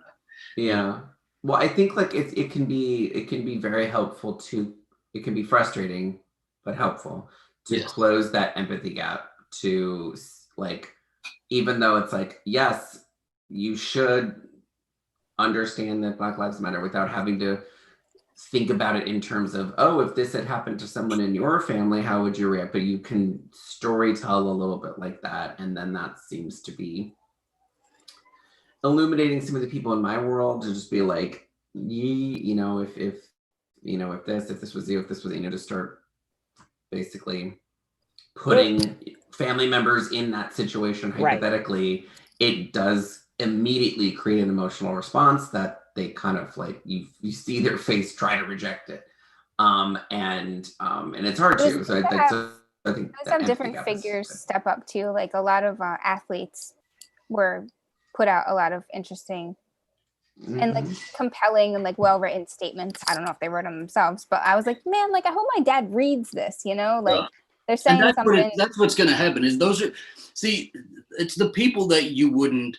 expect immediately to come out and support this kind of thing. The people that like my real Republican family follows, you know, those are the people that are going to change their minds. If they're watching Fox News and the Fox News people start saying it, that's when they're gonna start, you know. Yeah. And it is incredibly frustrating because, you know, I can say something to them and then, you know, just a huge deflection tactic. They're gonna bring up like 1, 2, 3, 4, 5 other things that have nothing to do with what we're talking about. And it's just it is that rejection. They're not going to engage with that. And they've already decided that in their head. Yeah. And like to that, like I think I was just having a conversation with someone today at my local bookstore, and we were kind of talking briefly about like how like frustrating it is because we were talking about the vaccine, and we were talking about how my husband's getting the vaccine soon, and my brother who's a doctor and his wife who's a doctor, they're all getting the vaccine, and she was like, "Ooh, so you getting the vaccine?" And I was like, I am group 98Z. I am not, they're not rushing to give 37-year-old authors the vaccine, not frontline workers. You know, the wild thing is someone mentioned to me, they were like, well, shouldn't retail workers get it? And I was like, I mean, you would think we're in touch with I would think, no, like it should be like people work in grocery stores and retail and whatnot. Teachers that are forced to, and professors that are forced to go back and teach in person and not given other options or Right. choices. Yeah. Like if we have to work with people, like, well, but like whatever. Well, But- and American Airlines like gold members. Obviously. You should get the best. So we were talking about how frustrating it is watching people like Marco Rubio and Pence who have spent every breath out of their body denying this is even happening and get the vaccine before anybody else. Oh, first in line, man. They're first there. in line, and it's just and it's one of those things we were talking about, like how like we were like ooh, it boiled down to like I just hate that guy. But I was like, but my stupid devil's advocate to this was like, here's why we want this. I'm not saying it's like great that they're first. I'm not saying like good, give it to them before you give it to like me, your grandma or you. Yeah, wait. But like why you want people getting this vaccine and taking a picture and a video of them getting the vaccine is because Trump people will go, yes, you want them believing in the vaccine, you want them wanting the vaccine. Yeah. All of our put your damn mask on trouble started because Trump said, put the little inception top in people's heads that it was phony baloney, you didn't need it, and maybe it was bad, and maybe you couldn't breathe. Like he just created this mojo in people. And so you want people, because here's the thing, none of us are going to get back to reality unless a lot of these Trump people, and there are 70 blah million of them, pump this into their arm. Yeah. There are 70 blah people who voted for him, right? But I don't think that many people are like diehards. Well, the weird thing is, I will say, if after 4 years they're voting for him, still they're diehards. I'm sorry. Or they just don't like the other guy. Like, I mean, a lot of look at how we all have to live. Like this is we look at how we've lived. Like it's not even another guy's situation. My mom recently had like some old friends that were visiting town, and she went out with them. And they're all like, they were mad. It was like right before the election, they were mad at her that she was voting for Biden. You know, they were like, my mom was like, well, because my mom gets very, Kim's very fair about my mom. She says that my mom just values, what is it, Kim? Values peace over like. Oh, yeah. Just wants everything to be peaceful. Yeah. So like she told her friends, like, it's okay, vote for whoever you want. And they're like, it's not okay. Don't vote for whoever you want. You should vote for Trump. But they were like stricter about following mask rules than my mom is. And I was like, wait, that's really? What I'm saying. Like not everyone drinks like all of the Kool-Aid. It's like they pick and choose. You really can drink some of the Kool-Aid with Trump. Like it's so weird. I don't understand it. Yeah, I don't get it either, but I just because our dads are kind of like that, Kim, right? Yeah, that's what I would say. Like my dad, I thought we were gonna get in a huge fight about me not coming home for Christmas. My dad loves 5 things. He loves sports. He loves family. America. What am I missing? Alcohol. And Christmas. Those are the 5 things he loves. So I'm like, man, we're gonna fight because I can't justify. I remember you telling me you were worried. Yeah. Christmas, I was super worried. But he brought it up. He's like, oh, you're probably not gonna come home for Christmas. And I was like, if the CDC says not to travel, Dad, I'm not gonna travel. And he was like, I get that. And I was like, yeah, you're like, you know, like texting me immediately after. You're like, holy shit, he was okay with it. Yeah, and I mean, he's like, oh, so we're healthy and we'll be fine. It's just like the flu, blah blah blah. But also, like, I totally understand if you don't want to travel. So weird, yeah. Yeah, it is very. And like my dad was like very like wipe down every handle, even on the car, on the door at first. But like my dad is also like staunch Republican. I don't know. It's very weird. Yeah. But anyway, moving on. I would like to talk about before. I know Zach and Alistair have to go soon, or do you have to go? Well, we're good. We're good now. Are you sure? We're good now. Yeah. Okay. Should we mention though that I mean Buffy and all of her people were quarantined one night? Remember? They were. Why didn't you do 2020 is just one big long done a whole 2020 thing episode. There's still 2 days. Well, what do you mean? We did that episode this year. I know. I mean, like a whole like live stream thing with it. I don't know. Zach, let's do it. You know, me doing a live stream depends on what you tell me to do. We're gonna still be quarantined True. For a It's not bit. like it's So we can't January blow 1st, through all your all of quarantine. this stuff goes away January 1st. Well, maybe Done. that'll be what I do for my birthday, since it's Buffy's birthday and my birthday's in January, and Oh our my birthdays are very gosh. close. Oh my God, I was gonna say that was one of the last normal things I did. You came out to LA and we partied in LA. And I was a slut, and it was great. You were a lady in red. It was my last wore hurrah for a the rest of my giant life. rose. Yeah, it was like, yeah, that was one of those things. And that was my last time in West Hollywood, like at a WeHo bar, and I miss that so much. That was fun. Yeah, I got married. It was great, and like I'm not gonna name names, but there was a lot of fun people. There was a lot of unexpected guests who just showed up. So a fun thing that happened, Adam, in my brain, you had already left LA. Like that feels like the timeline of Doesn't that feel like, isn't the timeline all messed up? No, I can't believe that was this year, because I was talking with Mike Patterson, and he was like, we were talking about like, when am I gonna see you again, blah, blah, blah, and I was like, I can't believe it was this year. It feels like 100 years ago. I had a different job. I had a different town. I had a different life. Everything was a different lease. I had a different lease. It's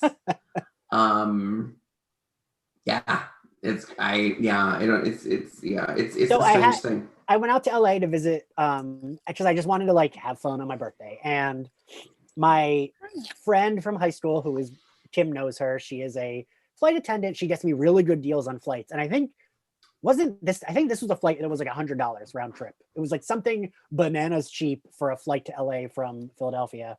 And I was like, cool, I'm gonna go out for my birthday. Now it's kind of like the last thing I did this year. It really was. I mean, again, you were running around town so much, it really was like you were going out of business. So it was. At least it was a good send off. It was a good send off. It was a very. It was a good. Couldn't have planned it better. I did not plan it better, and I was like, you know what, I'm gonna do? I'm gonna go to like See Birds of Prey and go for like 5 seconds to this one bar. And I really would have done it to it better had I known that was my swan song. I was pregnant. Oh, you were pregnant, Kim. You must have been very pregnant. You were like, the last time I had a drink at a bar was a long ass time ago. And Kim is a lightweight as it is, but I feel like now the next time you go to a bar, you will like have one drink and be the most drunk ever. Yeah, I mean, I do that at my house every once in a while. My friends come over and they've all had like 3 beers, and I'm like, this happened. My friends came over. But they do it outside. They do it outside. Outside. Oh yeah, totally. By the bonfire, 6 feet apart. We wear the masks, everything. Even outside, yes. And I had like 1 beer and I was finishing it up, and they were like, all right, we're gonna go now. I was like, do you guys wanna? I'm gonna have another drink. Do you want one? They're like, yeah, no, we're gonna go now. I was like, oh. Oops. They had like 3 each. Or no, because one of them was driving. Probably one of them had 4. No, probably Jeffrey was here and had. Anyway, I'm telling a story like my dad.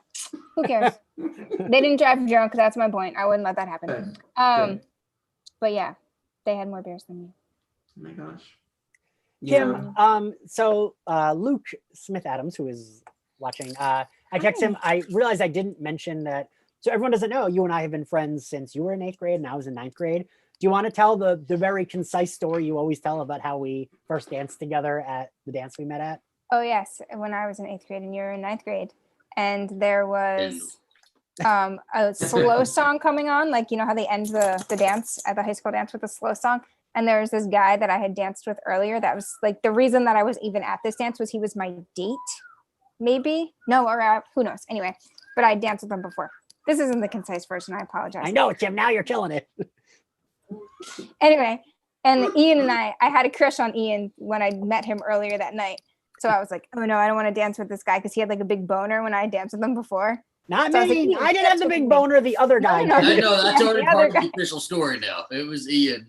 No. I was like, that's no. a great like freaking. The other gross story. guy. Like, oh, he got a boner. He had a terrible boner. So I was like, Ian, dance with me, because I didn't want to dance with the other guy. And then this other girl was trying to dance with Ian, and Ian didn't want to dance with her because it was his like ex-girlfriend from 5th grade? Question mark? Yes. It was my ex-girlfriend from 6th grade. Yes. So we danced together to Wonderful Tonight. And every time I hear that song, I think of Ian. The end. Wow. She dances alone, just think. Aw. Listen, and I feel like you even told me, I think I remember, I can't remember if it was after or at the dance. You were like, that guy had a boner, can we just dance together? Like, I think you said that. Probably. But at that age, you know, they happen a lot. When did it happen to you, Zach, at school? Everywhere. Little everywhere. gym shorts, in the hallways, at lunchtime, everywhere. Have you seen Sex Education? I have not. TV? Maybe Oh my God, you have to watch it. It's so good. I do think you would like it, Zach. So Yeah. good. It's actually really good. I try to get Also, Zach it's to watch relevant it. Watch it. To Wait, boners. oh, Alistair, you Oh my watched it? gosh. Yeah, It's so good, right? it's really, really good. The only way I get Zach to watch anything is I have to turn it on, and he has to be sitting there, and then he'll just get into it. That's how we That's got. how I got into it. That's how I get Jeff Michael was into watching it. things. He just has to like kind of, it has to just be around, ambient, and then something catches his ear and he goes, So the next thing I know, he's watching on his own. So, yeah. But speaking of things I tried to get Ian to watch that he didn't necessarily watch. Did you ever watch The Babysitter's Club, Ian? No, I didn't. Oh, it was I so do good. want to. That is something I want to watch because I feel like I Okay. would probably cry. Oh my Did God. any, And did that- any of the rest of you watch it? Adam, you should watch it. I should, You should. but like, I don't know Zach and Alistair well enough. I don't to know. I see- feel like because like I tend to just like the darker stuff, like the stuff that's like, I would say Alistair probably would Sweet. like it. If I had to pick Right. two Maybe of Right, them. fine. Alistair, you have to watch it then. okay. Alistair, we can watch it together. Is it? Babysitter's Club. It was I like feel nostalgic very. for the time period, and for those of us that read the books, probably just Oh, like you're talking about legit Babysitters Club, not something like recent. Oh, I thought you were. no, the recent one. The recent they one. Oh, is took there a the- recent? Oh, well. Yeah, they put it on Netflix, and they took the original series and they made it modern without fucking it up. And it was impossible to do, and they did it. I was like, there's no way that this is, but And it's everything like was spot on. It was diverse. It was modern. It was There's so like a really I good cried trans like every storyline, right? episode. Great trans storyline. Yeah. Oh my God, so good. That's so cool. He didn't do that with Selena. I know. No, it's fun. have we Fine, but it wasn't. It was okay. I'm slowly checking off things on my list that I had. I think didn't 2020 watch, things I'd actually seen. I didn't watch. So wait, so I will say, all right, so we should tie it back to the podcast a little bit. Kim and Zach and I. Wait, so I constantly do this when I talk to Zach. I never do it when I talk to Alistair, but I call Zach Alistair. Like I'm like fucking mom, and I don't know why. I'm wearing your mom's earrings, by the way. Oh, did my mom give you those earrings? Mhm. My mom loves giving Kim earrings. And you gave me this shirt. I thought it looked familiar. Yeah. It's a crop top. I think I got it from H&M, I think. If I recall. Or Forever 21, one of those two. Anyway, I interrupted your story. I'm the worst.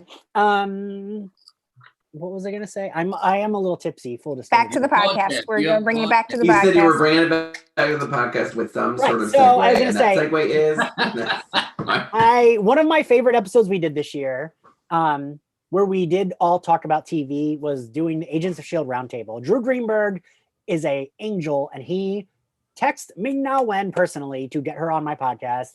And Ming Na Wen is quite possibly one of the most charming people, one of the most charming celebrities I've talked to on the podcast, because I always arrive, I try to arrive a few minutes early, not when I do live streams, but when I'm doing, especially with a celebrity, I try to arrive early.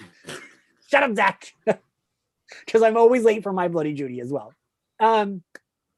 I arrived 5 or 10 minutes early, and she was already there because it was a Zencaster link. And I was like, oh my, like as soon as I signed in and I saw that she was there, I was sweating because I was like, what the fuck do I say to Ming Na Wen? It's just the two of us. I've never met her before. What am I supposed to say? And she was like immediately flirty and immediately charming. She's like, well, Ian, if it's just me and you, I'm going to interview you about doing a podcast.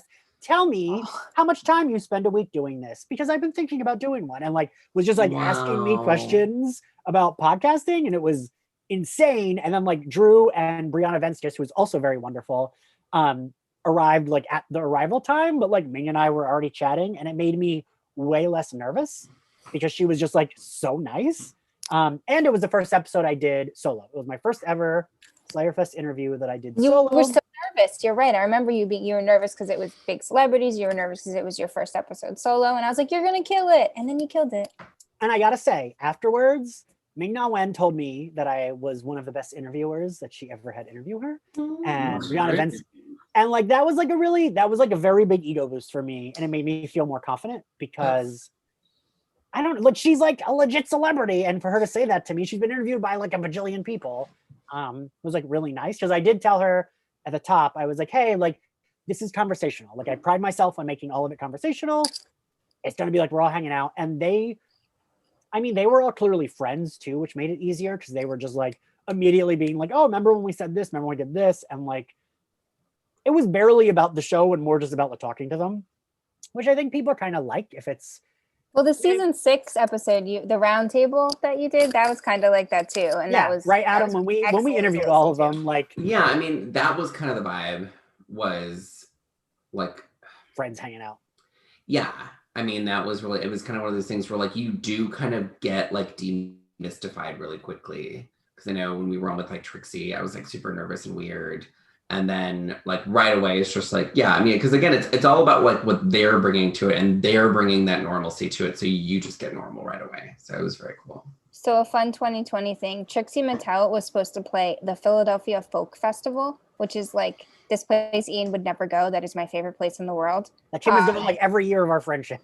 Almost every year. We missed 2019, which now is crazy that I haven't been there since 2018. I've been going every year since like 1996.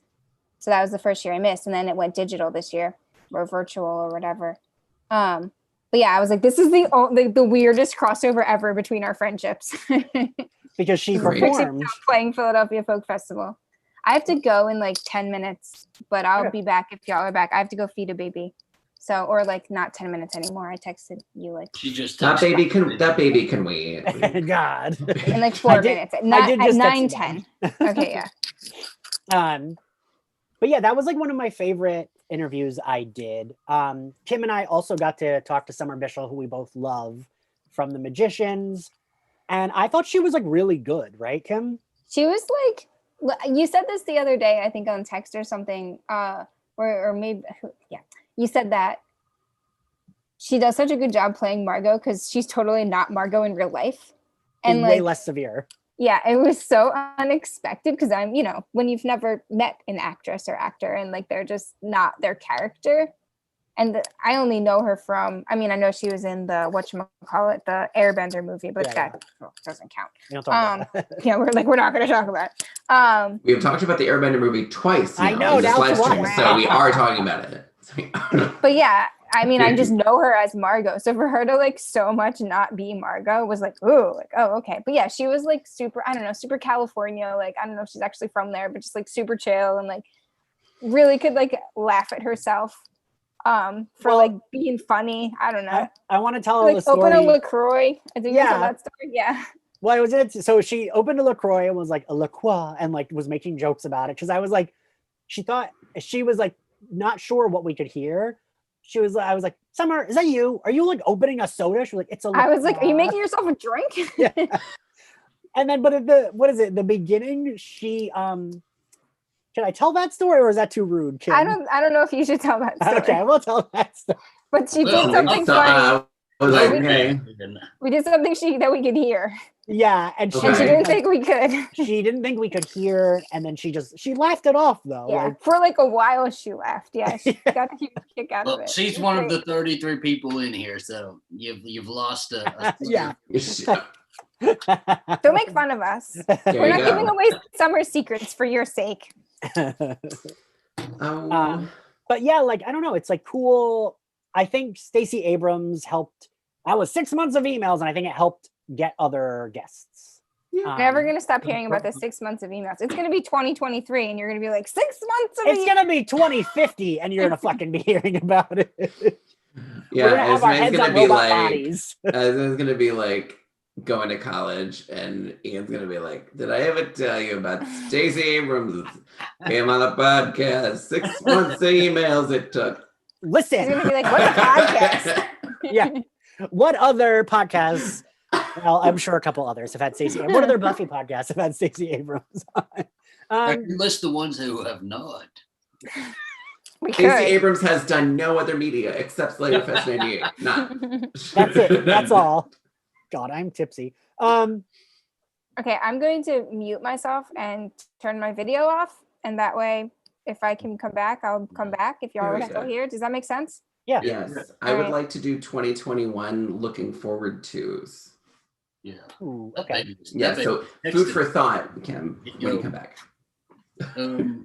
What was that? So you should try for President Obama. Ah, she clicked out. She shouldn't have clicked out. I wonder if she'll be able to come back. She probably Yeah. will, Her right? screen's still there. Yeah, she just turned her camera off. Yeah. Is her screen still here? I don't see Yeah, it. she's muted and it's Go to Zoom. She's still there. No, I'm looking in my Zoom. I only see 3 screens now. Oh, I see her name there. That I means she's there. see her name. She turned her camera off. Oh, okay. Okay. Riveting. Continue anyway. Sorry. You should get President Obama on. Do it. He's a big Buffy fan. Huge Buffy fan. Alistair, what's the thing you're looking forward to? And I feel like everyone's been talking over you. Alistair, now I'm still doing it, but I feel like you're so nice. You like. I feel let- bad because I told him I've told him in the past not to raise his hand anymore and to just jump in. And now he won't raise his hand, but he won't say anything either. So Alistair, this I would is love Anyway. it if you raised your hand. Yeah. I don't know. I'm looking forward. I'm not everything getting back to normal, but like I'm looking forward to Black Widow. yeah. Yeah. That's what I'm looking forward to. 100. I have to say, I'm not like her biggest fan, but I am looking forward to that movie because I think it looks like cool. I think in general, I'm looking forward to seeing how like phase 4 begins. Because like we've Because it taken has to be different, right? well, it has to be different. And now that they're changing it up, technically WandaVision is starting phase 4. Right. I don't know if they're technically who knows? I've decided it's the beginning of phase 4. It is. It is. It's well, because again, all we've been hearing from every one of these movies, from like Spider-Man to Doctor Strange, is so multiversy. So like this is really beginning sort of like that. They better watch it with the multiversy stuff, because like all I've been hearing is multiverse stuff, and I know, like, I'm okay, getting, but like- there is going to be continuity though, right? I mean, I'm excited for us to cover WandaVision. I know Zachary, but Alistair, you probably will watch it, right? I'm definitely gonna watch it. I don't know about Zachary. I think Zachary will watch it with I'll me. watch it. I'll watch it. We'll complain about it, but I'll watch it. No, I won't complain about it. I'll watch it. Yeah. I think WandaVision is set up like it's going to be really different. And I'm Yeah. excited about that. So I almost never like get excited in advance of a Marvel thing. Like I'm normally like I'll catch the fever once it's out and everyone's into Yeah, it. you're not like But, I hate right. it, but you're like whatever, sure, yeah. Well, it's out and then everyone's vibing and I go, okay, great. Or, here I'm partying. But like, I'm not going to be like, oh my God.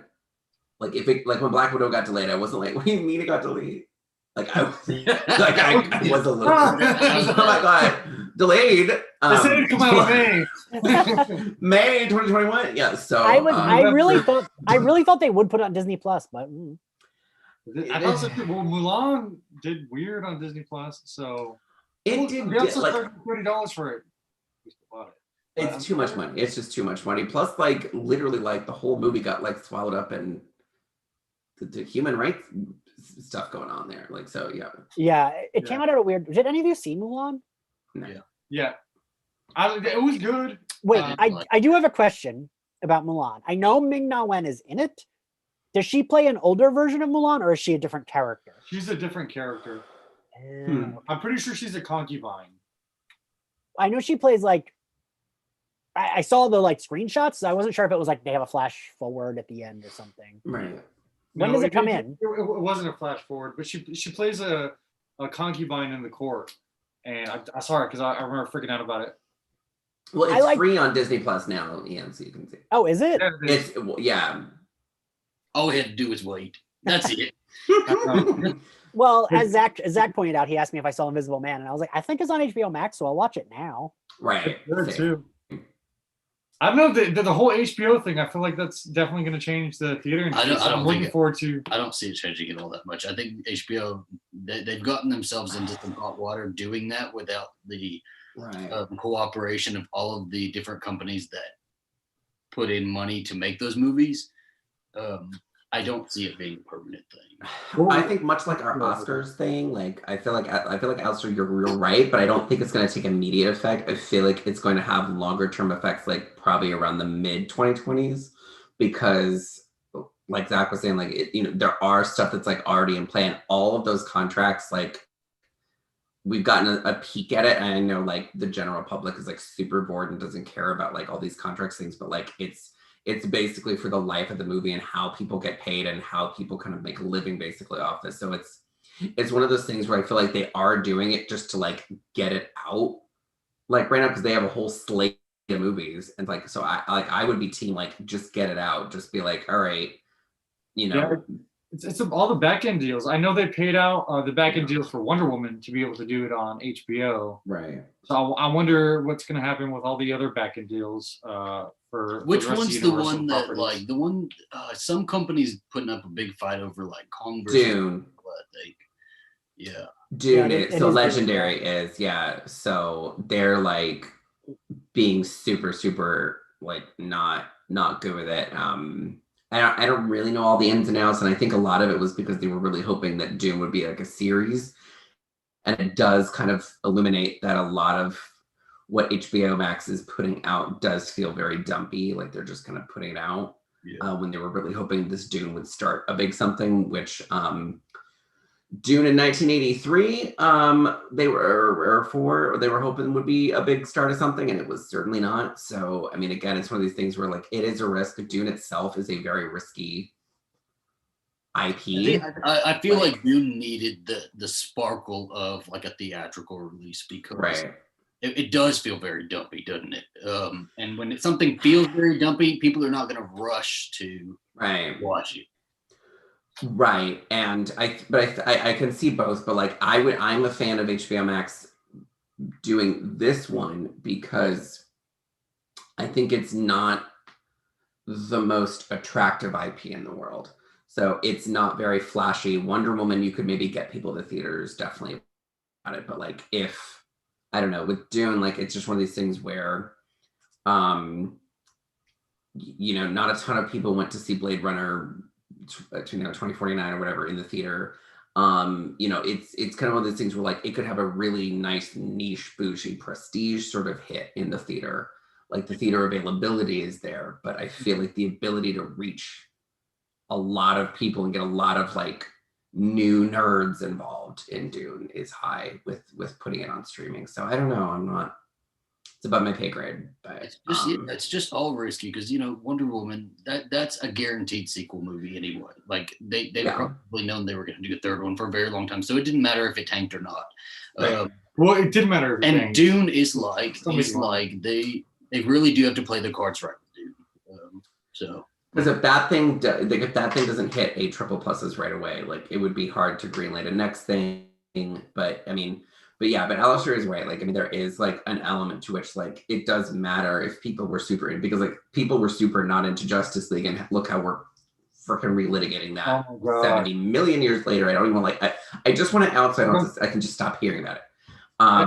Like it's on Twitter every day. I'm like, you already got your Justice League, and they're like talking about Snyder Cut, but Snyder is reshooting like he's reshooting it. It's not like that's not a Snyder Cut. That's not a Snyder Cut to like put $40 million into like making a new. Ooh, I'm getting all worked up again. That's a whole different conversation. Let's move on. The whole different conversation. Yeah. So Ian, guide us. So speaking of Dune, I'm going to use this to transition to my most excited thing I'm excited about in 2021, which is the director of the original Dune, David Lynch. David Lynch is doing a new project in 2021. He's filming it in May. We are all super excited / nervous about it. We don't know what it is. So he's doing it with He has a new partnership with Netflix. It could be a new Netflix.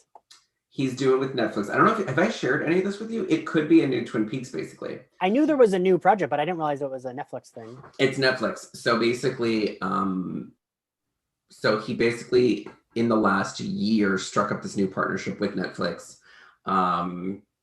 And they have been really about bringing on these auteurs, like Scorsese and everybody. Like they've been really about bringing on these like auteurs. They had the Ryan Murphy and Shondaland like big, yeah. They're bringing on these auteurs and giving them a big blank check. And a big problem he had with Showtime making the Twin Peaks in 2017 was how stingy they were. I mean, like again, they had limited money. And especially since Twin Peaks is streaming so much on Netflix, it is very natural. It's not called that, and they haven't really announced anything like that, but there's like right now, like Twin Peaks fans are doing like a lot of Nancy drawing, because there's a lot of like permits that were filed in California and so it was one of those things where he was very clearly supposed to start filming this in 2020, but got sidelined by COVID. He doesn't have COVID, oh my God. But like the plans got scuttled. So like it was one of these things where like in this time last year, Kyle MacLachlan, a whole bunch of Twin Peaks actors were like doing a bunch of cute stuff on Instagram, being like, something's coming, and it was like a year ago, and we were going out of our mind because we were like, what do you mean there's going to be a new thing? And so they didn't announce anything, and then they kind of released this. It's called like Unrecorded Night is the name of this new project. It's a 13-episode limited series with Netflix. The only reason people think it is Twin Peaks though is because of those earlier people, but also he has his own like production company, and then separate from that he has Twin Peaks Productions, and Twin Peaks Productions is co-producing this show. So we're like, is this connected somehow? So this could be like a little bit of a like Marvel's expanded universe. This could be a little Twin Peaks expanded universe. Maybe it's not a season 4. Maybe it's in the world somewhere. Regardless, it's David Lynch doing something. So that is something that I'm really looking for. It's probably not even going to be out in 2021, but I want to know what it is. Like I want to know like what issue. Adam will be collecting phones for this one as well. Yes, Everybody. He will. Don't get him started. I will be collecting your phones. Put your phones in the bag. Speaking of shows, I was looking forward to coming out, but I don't know what's happened because of COVID. The Nevers. And now, ooh, yeah. On that. So I don't know, because I think they have a season that's complete, and then Joss Whedon stepped away from it for what, creative or time differences or whatever. I don't know what it was. So yeah, that's all. Weird. On TBD reasons, he stepped away. Yes. Alleged reasons, stepped away. But so it was complete. They did do a season, yeah. Because they were working on season 2, and then he stepped down. And it's HBO doing it. Yep. Is it HBO or Showtime? Is it HBO? It's HBO. But that was before they made the deal with Zack Snyder. So it could go somewhere else. I wonder. Drama. Because Zack Snyder has been super like, take Joss's cut and flesh it. Like they've been not like mincing words about it. They've been filleting that fish. Right. They have been like talking about it. TBD.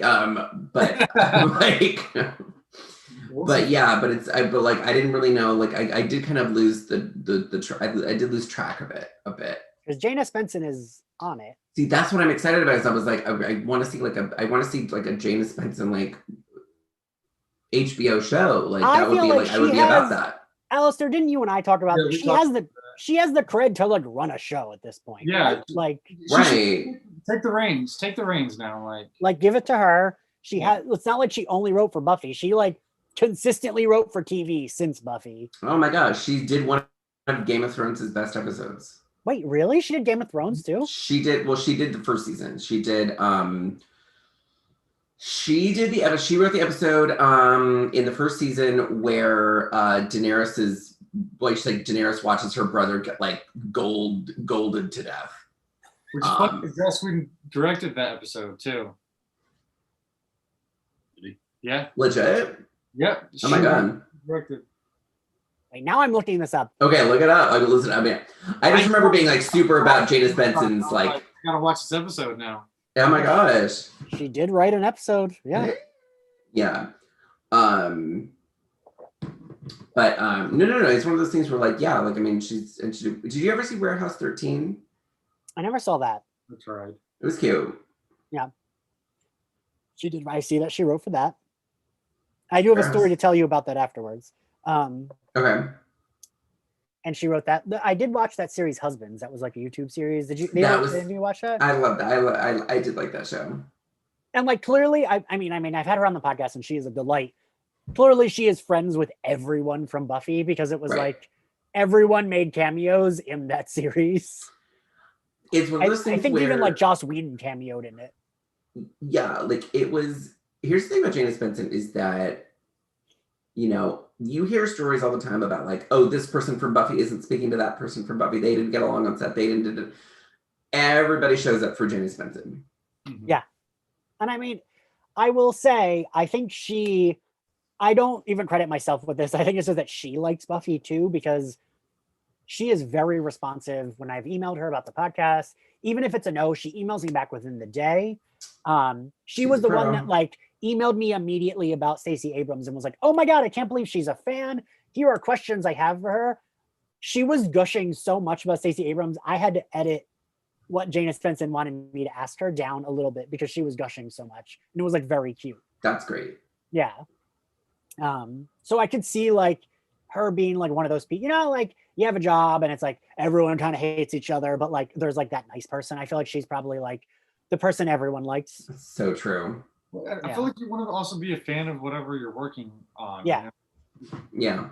Like, what's the point if you're not like fangirling over your own stuff? I feel like. Well, she did say that she was a fan of the show before. She didn't write till season 3 for the show, and that she had sent a bunch of X-Files and NYPD Blue spec scripts like directly to Joss to try to get a job on Buffy. And then in season 3, she got a job on Buffy. That's amazing. That's kind of Drew's story too. Like he was like a fan before he was brought on. It's like, I feel like that shit can't really happen now, right? Like there are so many firewalls now. Yeah, like there's no way you're sending the person who's writing a show you're a fan of directly like a spec script. I would be so nervous to send like Jane or Drew like something. I'd be like, well, you're on the podcast. Here's my spec. But I want to see it. I mean, if it ever comes out, we'll see what happens. Yeah, for sure. Alistair, do you think it'll go somewhere else? I don't know. I think it's more likely for him to come back if it goes somewhere else, because I think it's a creative differences thing right now. I just thought the whole theory was pretty fun, you know? Yeah. It was very Buffy-ish. Yeah, it's very Buffy-ish, very woman power. It's crazy. I don't know, this whole year has been pretty crazy. I'm excited too about what's going to be happening with the book industry. Like all authors had to like suspend touring. Oh yeah. It was online book tour. Yeah. Well, I did an online book tour, which was I went to Adam's virtual release. My virtual signing. And it was one of those things where the bookstore that I paired up with, Main Street, they were really pioneering this way to do virtual signing. They were on it and they were doing so. Like I've been trying to like spread the word to any author who's doing a launch in 2021. Like here's how you do a virtual signing, because it works so well. People who had never been able to go to an author signing before because of like distance, lived too far, timing didn't work out, or if they just had like a lot of them, you know, sometimes like, you know, it's social anxiety thing. So for whatever reason, like people were not usually going to author signings, and a lot of times this was people's kind of first author signing, and I felt so special that it went really, really well. And I think we kind of did make the most of it. Here's the thing, like at the end of the day, it does impact sales. It does limit how far the book could go. And you know, who's to say, because there was a lot where even though things did get canceled, I was supposed to go to like Chicago and New York and these book expos and hand out copies to people and really like get that like bubble of awareness like beyond social media. And I was really excited to meet librarians and ALA and everything, but that didn't happen. But you know, because of that, I think everybody kind of did really rally around, and you know, I was able to show up on Dan Savage's podcast because of that, like, which people are still messaging me, strangers, like full strangers, you know, still messaging me about, because like they're obviously people listen to a show constantly. Yeah. So like people are rediscovering it, and that's been enormously helpful for me. And it's just one of these things where like it really is changing kind of your point of view of like how you market things. I think we still are definitely itching for it to go back a little bit more to normal, because a lot of this is a face-to-face industry.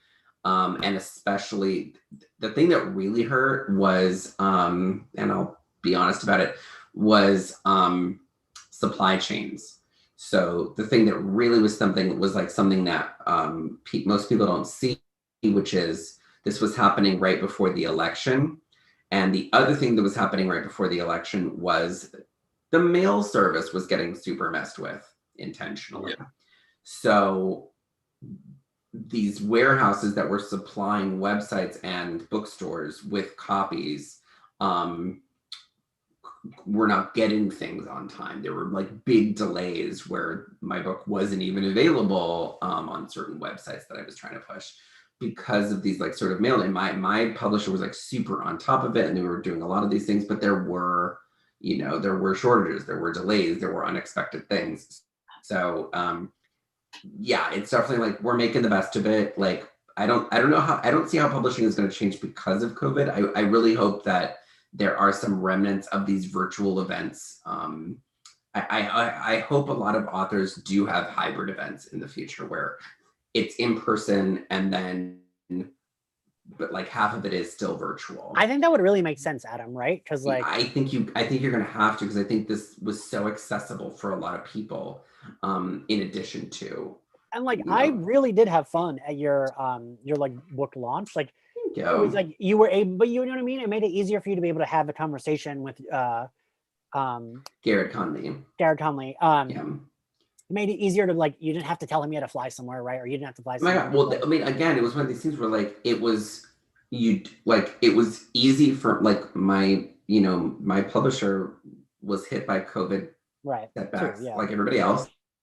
And they were smaller. And so this cost them $0 to like get everybody, it was one of those things where like I was able to have a tour that had like Garrett Conley, and Julian Winters and Becky Albertalli, and all of these different people who normally you couldn't get, like, unless you had like the most Cadillac, or you were like in their tour, town, whatever. Yeah, I mean, I'd literally have to be like flown just to make that happen. I mean, and that's something where it's like with future books, I mean, who knows if that's going to even happen again that way. So it was like the accessibility quotient was just through the roof. So I really do hope there is some sort of hybridization, if not company wide. I know I'm personally going to be doing book things that way. Like we'll do, in-person things, but I will be doing a ton of stuff still virtually to still reach the people who, I can reach, people who are big fans of Surrender Your Sons and, kind of want to see what's next. 2021, I'm not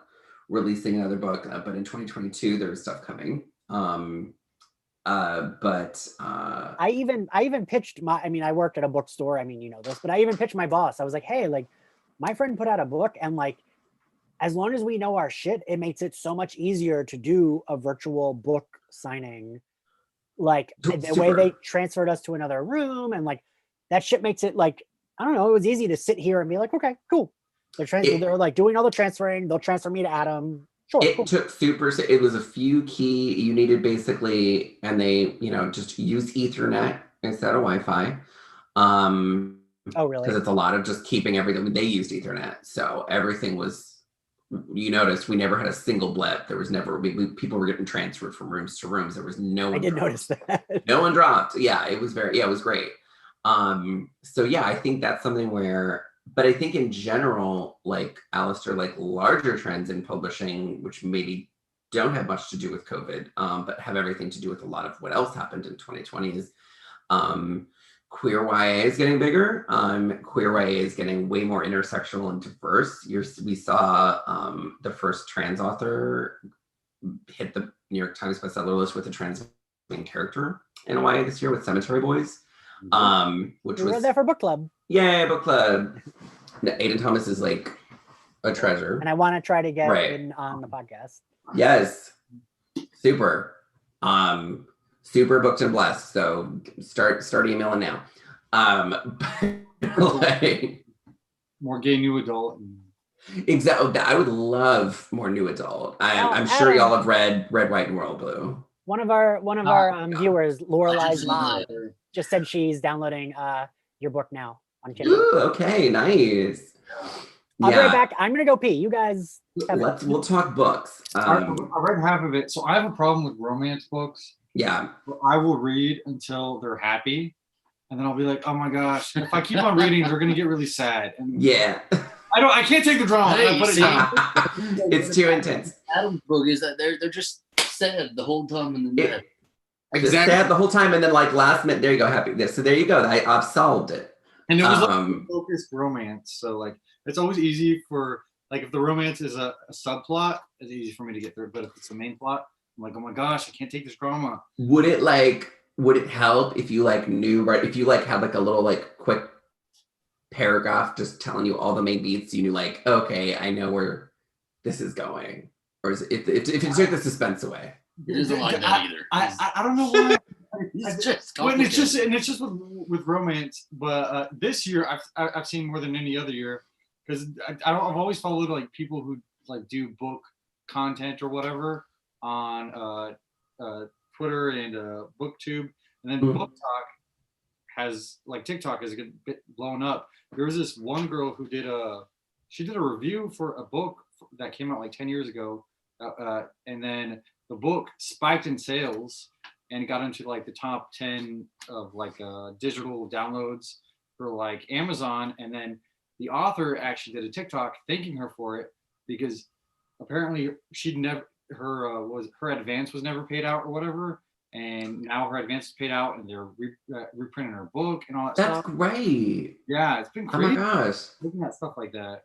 That's amazing. Yeah, that's something where that is kind of the dream. So it is kind of the dream to like have something kind of hit. And yeah, I don't really have like eyes on Surrender Your Sons' total sales right now, but I was always waiting for that moment where it like just opens up and then everyone like something happens or some like serendipitous moment. But yeah, like Book Talk has been very, very, very positive, and especially with queer books too. Queer books, it's, you know, because there's so many good ones now. Like that's the thing, we're not like starving for them. Because they're finally publishing queer stories, Black stories with other kinds of people. Like right. I tell people all the time, like I grew up reading heteronormative, fantasies all the time where like for some reason in this fantasy world, they world build gay people out of the fantasy world. Oh yeah. It doesn't make sense in that world for some reason. So like I'm happy that we're doing it. I just want more. I want gay horror. I want gay fantasy. I want something else. Because right now it's mostly contemporary. Yeah. And I'd love for us to start showing up in like Marvel stuff. Like I'm so tired. Like that's the thing. Like I'm like, these movies are so fun and whatnot. But I was like, come on, you can start bringing us in. Like what is the holdup? Because that's the thing. It's like because young adult is like the tip of the spear with diversity right now, compared to other forms of media. Because like if you look at movies, if you look at TV, even movies are dreadful. Movies are like, oh my god, are there gay people? Well, they gay bait too. They're like, oh, maybe this is a Stucky thing. I don't know. Well, it's because you'll have actors start speaking out on things and stuff, and then they'll be like, yeah, nothing will ever happen. Like what? The actresses in Captain Marvel have been like going back and forth on Twitter, like talking about a potential like romance, and then it's likely not going to happen. Well, I just saw the Star-Lord, is bi kind of thing on Twitter. Oh, in the comics, and Chris Pratt will never allow that. So but I saw that and I was like, well, that's cool, but they're never gonna, bring that into the MCU. Yeah. It's not gonna be a thing in the movies ever. I mean, that's the thing. Like, I mean, we had like a bisexual Constantine, canon for decades. Mm-hmm. And it took forever to get to even the point where they were like considering mentioning it, and it's one of these things where, like again, they just have they have like the actors are like game for it. You're seeing with like Finn and Poe in Star Wars, like they were like the actors were super game for it. And the actors were like, we were ready to do it. We were ready to have a storyline. Do you think Oscar Isaac wanted, he very clearly did not want that Light Fakakta storyline he ended up with in the third movie. He wished he was openly on the press tour wishing it was different. So we do have Jared Draper also got Surrender Your Sons, just now the audible version of it. So. Audible, yes, Daniel Henning, narrated by Daniel Henning, who is having quite a year because he also narrated TJ Klune's The House in the Cerulean Sea, which is a big hit. Another gay book that came out this year. Hey. Daniel Henning is great. And I mean, y'all have the audiobook for Surrender Your Sons. So it was, Daniel Henning did good stuff. Although the accents were a little exaggerated. The accents, yes, a little bit. But I did enjoy, I really enjoyed, again, choices. I liked choices. Yeah. No, but I'm very excited about all the queer content. I just want more people, because I feel like, because I follow a lot of I guess straight book people who read fantasy, and then recently Brandon Sanderson, who used to be not homophobic but anti-gay and is now done a 180. Now he's done a 180. He did a live stream, and he was because he just introduced the gay character in his biggest series, his last book, and this next series he just revealed that two guys are going to be one of the main couples in his next book, and people were not having it. We were trying to cancel him, I guess. So that was interesting. I mean, it's just one of those things where it's this is what we want people to be doing. We want to be everywhere. You want queer characters and the characters to be everywhere, so it takes the pressure off of a queer thing to be the thing that represents everybody. Because you're just not gonna get that. So if you keep only having the one queer thing, nobody's gonna like it because it's not gonna represent everybody, and it's not gonna be correct. But if you just super immerse, if you super just have us everywhere, then there's gonna be something for people, for any type of queer person. If you're not happy with this thing, you're gonna be happy with something else. Because I feel for the longest time, gay people in media have been just a comedic relief for the most part. Yeah, or I mean, again, honestly, I take any problematic rep over invisibility. That's the thing. I mean, I was just plug us in.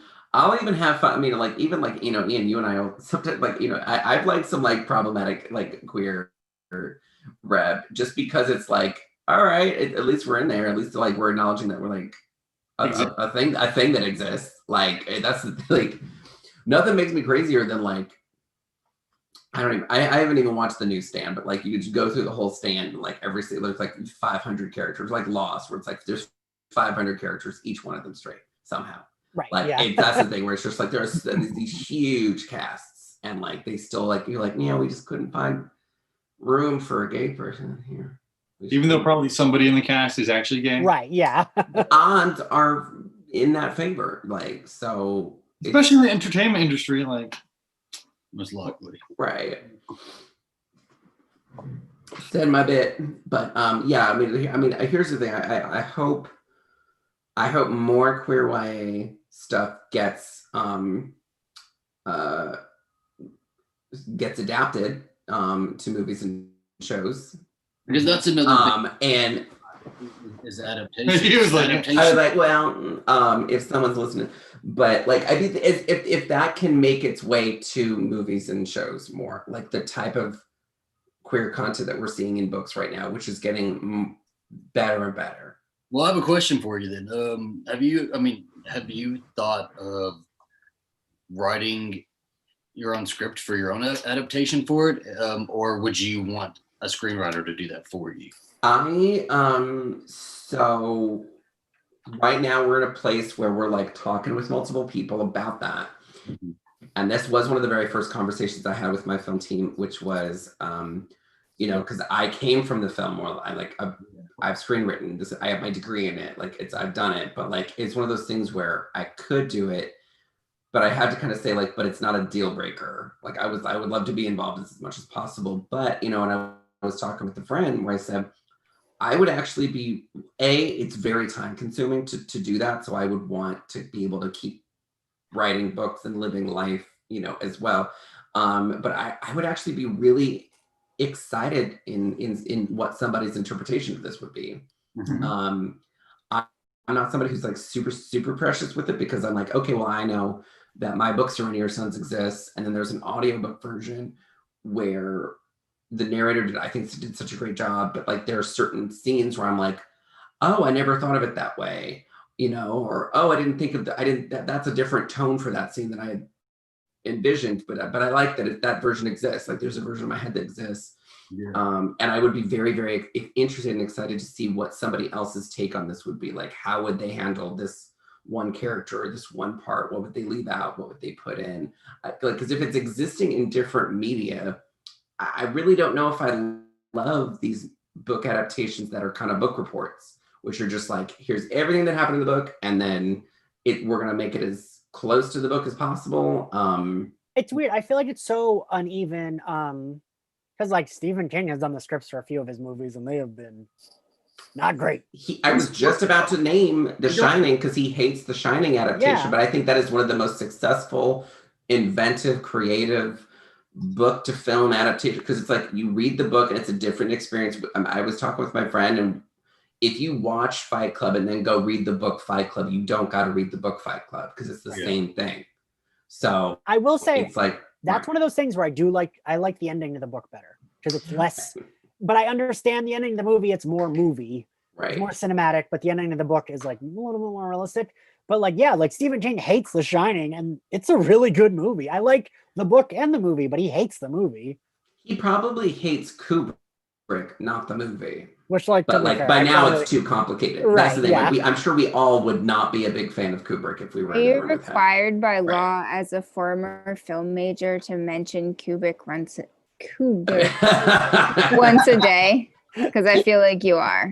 They like rescind your degree. Kim, did you come back from feeding your baby drunk? I was just gonna say, I was like, what's that baby getting? It was dark in there. It was very dark. It's really bright here. Brightness makes me drunk. That's great. No. I am a Kubrick fan, but like really just a Shining fan. Because again, it's one of these things where, and here's the thing. Here's where I'm gonna tie everything back to David Lynch, because like Kubrick was a huge fan of Eraserhead when it came out in the theaters in '77, and he wanted to do a horror movie next. And that's why if you watch Eraserhead, if you watch like early Lynch stuff, it's very close to what The Shining has got going on. Did you know that there's a neighborhood in Philly that they call the Eraserhood?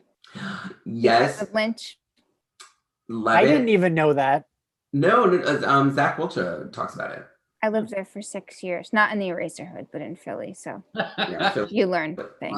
I know a lot. I know a lot of beloved people. My agents in Philly. A whole bunch of cool folks are in Philly. But yeah, there is like a weird kind of like Eraserhead area, because he did just kind of low key shoot that over there. But the reason I mentioned Kubrick is The Shining is because I think it's also at the tip of my head, because everybody knows how badly the author hates that version. Well, and I do think even despite how great it is, and again, if you watch Dr. Sleep, I don't know, it's B+. I don't know if you like Dr. Sleep. I liked it. I didn't love it, but I liked it. I was like, Did you ever watch? I liked it. Yeah. Watch Stephen King's own like TV movie adaptation of The Shining? I've been wanting to rewatch that as an adult, because I watched it when it aired, because Adam and Kim and I are old enough to have watched it when it aired. And I remember thinking it was very scary at the time, but very long. Yeah. But I haven't scary movie where nobody dies. Adam, I think it came out when we were like 16. It was I think it was 13, because I think it was 96 or something like that. So I think it was like 13 or something. Because like when you're 13, it's like what's scary then is different than what's scary. Oh my gosh! If you go back in time and look at all the stuff you watched in 1996, you're like, oh, this is all right. So in 1985, a made-for-TV movie of Alice in Wonderland came out, and they used to play it on whatever, I don't know when, with Ringo Starr as the Mock Turtle. and some other very famous people in this movie. And it was in 2 parts because they did Alice in Wonderland and they also did Through the Looking Glass. So and scary. At the end of the first part and the beginning of the other part, there's the Jabberwocky. And the Jabberwocky comes, and it is the most frightening, terrifying thing in the entire world. So Unless you are older scary. and you go back and you rewatch this movie with your friends in college, and they're like, I don't know about this, Kim. I don't know. It seems weird. And you're like, just wait for the Jabberwocky. It's so scary. And then the Jabberwocky comes and it's literally some dude in a dragon costume, like, It's like a puppet going. Bleh. Well, Oh my God. It's the lighting effects that happen. It's the terrible. suddenness of the lighting effects. There is like. So that's to I say, opened I've been meaning to go back to watch DVD. that, like, because like Stephen King wrote the script for that whole thing, didn't he, Adam? Yeah. He did, and Zach's shaking his head. it's just He's got not- opinions. It's just not good. Like it's just not like it's just not scary. It's not nothing. It's nothing. Like it's just right. I mean, It's not nothing. It's not. This is nothing. Like it's one of these things where it's like, I know the reasons why like King hates the like big movie version, because like so much of that was probably autobiographical because he was dealing with like the substance use at the time, and the movie like really takes like a point of view on that, which is like evil, irredeemably evil from the jump. But I think it just goes so much more into like family horror and like horror in the home, and like the reason like I like that so much is I don't know, I feel like that's very frightening to me. Like that's a kind of claustrophobia, and a lot of that went into Surrender Your Sons, where it's like you cannot relax in your home. Here's how people who like keep you on pins and needles, and all that sort of thing. I think it's like just super effective. But yeah, this ABC version, it was like a TV movie version. Yeah. First of all, Every time Zach there's- and Alistair look at each other, I'm like, are they talking about how old we are? No, he just said he looked at me. He was like, "Oh, I love the ending of Surrender Your Sons." Because thank you. Don't tell me I didn't read it. but he started saying something, and I was like, "Don't." You guys had all that time to talk about things I hadn't seen. No, we did a lot. But thank you, Alistair. I'm very happy you like the ending of Surrender Your Sons. I was like, "Oh." Rose Red was good though. Yeah, that's what I was thinking. Rose Red. And I've watched that recently. Rose Red, yeah. I mean, it's dated definitely, but I thought it's I think it's a it holds good up a bit. watch. Storm of the Century is a really good. Well, those are two love that he just wrote the scripts for, right? Yeah, I mean, he wrote like They weren't based. they weren't based on a book, no. So because again, it just has that sort of thing where he can be a little more loose. But again, like Storm of the Century is grim. Like it's like scary and grim, and it's not a happy ending. And I haven't seen Storm. Storm of the Century. Ooh, that's a January watch. That's good. I don't even know how you get it right now, but Zach, maybe we'll watch that for My Bloody Judy. ooh, it's good. Did you guys talk about My Bloody Judy? I was gonna say to do the Town of the Dreaded Sundown for My Bloody Judy. I don't think you'll like it at all, but it's That's why he wants to do it. I know, so he can harass Texas. me. Zach, that's so funny you mentioned that movie. We mention that movie around here all the time because we say we say where we moved to is the town that dreaded sundown because there's a coyote that roams at night, and it's like, ooh, get your dogs in, get your walk in before night. Like everyone around here is like, it's getting dark, you get in. It's I think I have more of an attachment to it because that's all I heard when growing up is people would dress up like with the bag on the head and everything. Well, so I miss Halloween. I miss scary stuff. Alistair, I don't know if you listened to our Black Christmas episode, but it was just Adam and Zach being mean to me for like an hour and a half. We were not mean to I you. heard. Because Ian was being ridiculous. Because Ian very clearly watched these movies in a bad mood, and he wasn't even saying true. So he was just like, this person was just like he just didn't even have it was just Boring Don't is repeat true. it.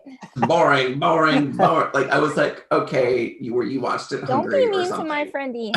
Thank you, Kim. I told them today that I figured it out. I think Ian's just picky. I think he. No, It goes down to everybody has their own specific taste, right? And maybe that's just not his. Ian's complaints were legit, not the stuff where he just goes boring, like he's some Twitter person with no insight. Ian, we do love a nuance. No, but I mean, like, no, Ian, like once we asked our probing Barbara Walters questions of you, we like because I did say that I probably would have appreciated more if I hadn't seen Halloween and thought of Halloween as like, because that's the thing, is like there's a distinct lack of music. I think that's a weak spot for the movie. There's a whole bunch of things where it's like, that could have been like seriously improved upon, especially for, because I'm sure, Zach, you're probably like myself, where it's like you watched it at a very like cool time in your life where everything was buzzing and you're in a good, I really believe like you should be in a good mood when you're watching movies and all that. You know, it really does color it. Because when I first saw Magnolia, which is one of my favorite movies, I had like a really bad flu, and that is a 3-hour plus movie about like dreary, rainy, sad people. And like it's one of my favorite movies, but that first time I was watching, I had a bad flu in Illinois, and I was like, fuck this movie. Kim, did we see that together? Magnolia, I was gonna say, 1999. I think we watched that. Remember that New Year's Eve that I locked us out of the house, the people Jen and I were babysitting? I don't remember that. You really don't remember that? It was nice watching it. I remember us watching Gwen Stefani in those people's basements on New Year's Eve, rockin' whatever, blah, blah, blah. And then you don't remember us trying to open the window. We like broke the window and never told them, sorry, people. And then like that summer they were like, someone's trying to break into our house. We found this window that was broken. Yeah, I can't believe. And we were Foreman put me on his shoulders and I went on the roof and I was like knocking on the kids' windows trying to wake them up because we locked ourselves out. Anyway, it was at their house. I'm pretty sure. So that's where you watched Magnolia. That's when I was. I thought we watched it together. Yeah, because I think we liked it. I had the VHS. We were confused, but I love it. Well, because it was, that's the thing. Like, it was one of those movies that's like, it's very much like, so I think y'all two would love it. It's got one of the best Julianne Moore performances of her career, I think. And I rewatched it in college. I mean, again, if you probably on Twitter seen a gif of Julianne Moore in that scene, because it's like her melting down at like a pharmacist, where she just tells him to shut the fuck up a million times. So I have a list of all my 2020 things. Can I just say them? Yeah. So I want to make sure that we don't have to talk about them. Okay. I'm just drunk and I'm drunk on sunlight. Like I just want to read stuff. Do we ever talk about Umbrella Academy? No, we didn't. But you mentioned it, but then we like it got very. Kim and I loved. Right, we both loved season 2. Yeah, and we should talk about Elliot Page. Go Elliot Page! Like so awesome. And Netflix did a good job of. I think it already says Elliot Page for Umbrella Academy. Awesome. No, right away they were doing it. Yeah. Yeah, such a good job. And then I have the Good Place series finale, which came out in 2020, but it was excellent. Hollywood. Oh, I did like Hollywood. See that, it was so good. Yeah. I wanted to see it, but I was like, I feel like I forgot about it. Like it was super good and I loved it, and then like I forgot about it. I didn't like it's like most of his stuff. It's like good, but like falls off. Yeah. It was very little. It's very like cutesy. Politician realistic to me. What'd you say? You know, I was like, I feel like they didn't. Well, it's because they rewrote history, basically. It's just yeah, but I feel like I don't know. We didn't get to see like what was happening everywhere else. We just got to see what was happening in Hollywood, and I feel like everywhere else it'd be like. It was called Hollywood. In its defense, hey, Kim, we wanted to see Atlanta. Damn it! Yeah. I feel like in a lot of like the South, they would have just shut down all movie theaters. Or well, they did. They talked about that though. Because remember, Gone with the Wind, she wasn't allowed to go to the theater to see that movie, and then when she won an Oscar for it, she wasn't allowed to. No, I wasn't talking about that. But they talked about how there were a bunch of theaters that weren't going to show it, and that were like shutting down. Or they did, yes, that was like a plot. But they did only mention it. They didn't show them. And then it kind of just happened. But also, Politician season 2, which I didn't love. I loved season 1 of that show. Like I saw season 1 with. Around the same time as you, because it was very, I think we loved it because it's very like, ooh, Royal Tenenbaums. Yes, it's very that. Yeah. I thought it was one of Gwyneth Paltrow's like best performances. Like I really liked her in it. Yeah. But then season 2, I barely remember what happened. All right, next No, go ahead. No. Just keep It was going. one of those Jim. things where like Politician season 2, like Anne Hollywood, like I just saw all I saw was crab appling about it, like that. And honestly, like so much of this year was just taken up with like book promo stuff that like I really like. I have no business being on a pop culture year wrap up because like I only absorbed my own book. Adam, you That's have it. no idea. I have no idea how I got here. I'm like the last person Ian wants on his pop You're culture. just- I was gonna got say, here like, by it being really my is. best friends. It really is just like it really is Ian and Alistair and Zach who saw stuff, and then you and me just being like, I have a list. I really loved All of them. rewatching Next- Murder She Wrote. Again. Next on my list is did we talk about WAP? Perfect. Seems essential. It made Thanksgiving. It was the hello of this year. It was. Hello from Adele. Yeah, it was that. Oh, amazing. Okay, I thought we were like talking. I was like, is this a Thinking- show? What is WAP? I don't go around saying WAP. Hey, WAP to meet you. Like, Right. I'm part of this group, and I don't participate in it all that much because it's kind of gotten stale. But I'm part of this Facebook group where people pretend they're boomers, and everybody signs their Facebook messages with WAP. So, Kim, you will appreciate this because you know my brother. Our friend Kevin texted me and was like, "Oh man, your brother." My brother showed up in his Facebook. I do not follow my brother on Facebook. Showed up his Facebook as like my brother was like commenting like a boomer on Disney's Facebook page. No, what is he doing? I was like, oh God. Dude, on the like corporate Facebook page. My mom likes to get in arguments with people on Facebook. Your mom does love arguments. She's argued with people on my Facebook. She loves it.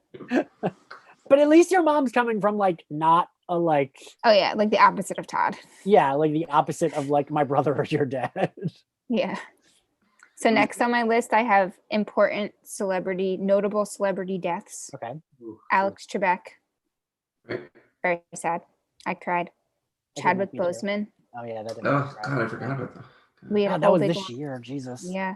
And then John Prine, which probably none of you have heard of, but that was a big deal to me. My Dude. favorite folk singer, Oh, John Crane. No, wait, I did hear about John Crane. John Prine. No, I thought it was crying. People were I don't know. crying. No. You probably heard his song, but you don't know him. No, I were. All right, next on my list is Da Vinci, I think it's hilarious. the best 2020 thing ever. It's the very dumb. I want to say Winklevoss, but that's a Facebook twins. I don't know. I thought this was another death, Da Vinci. No. Those are It's the like, top- oh, my top R.I.P. No. They're like very himbo-y TikTokers. I couldn't tell if they were being serious or Yes. not. I still don't know.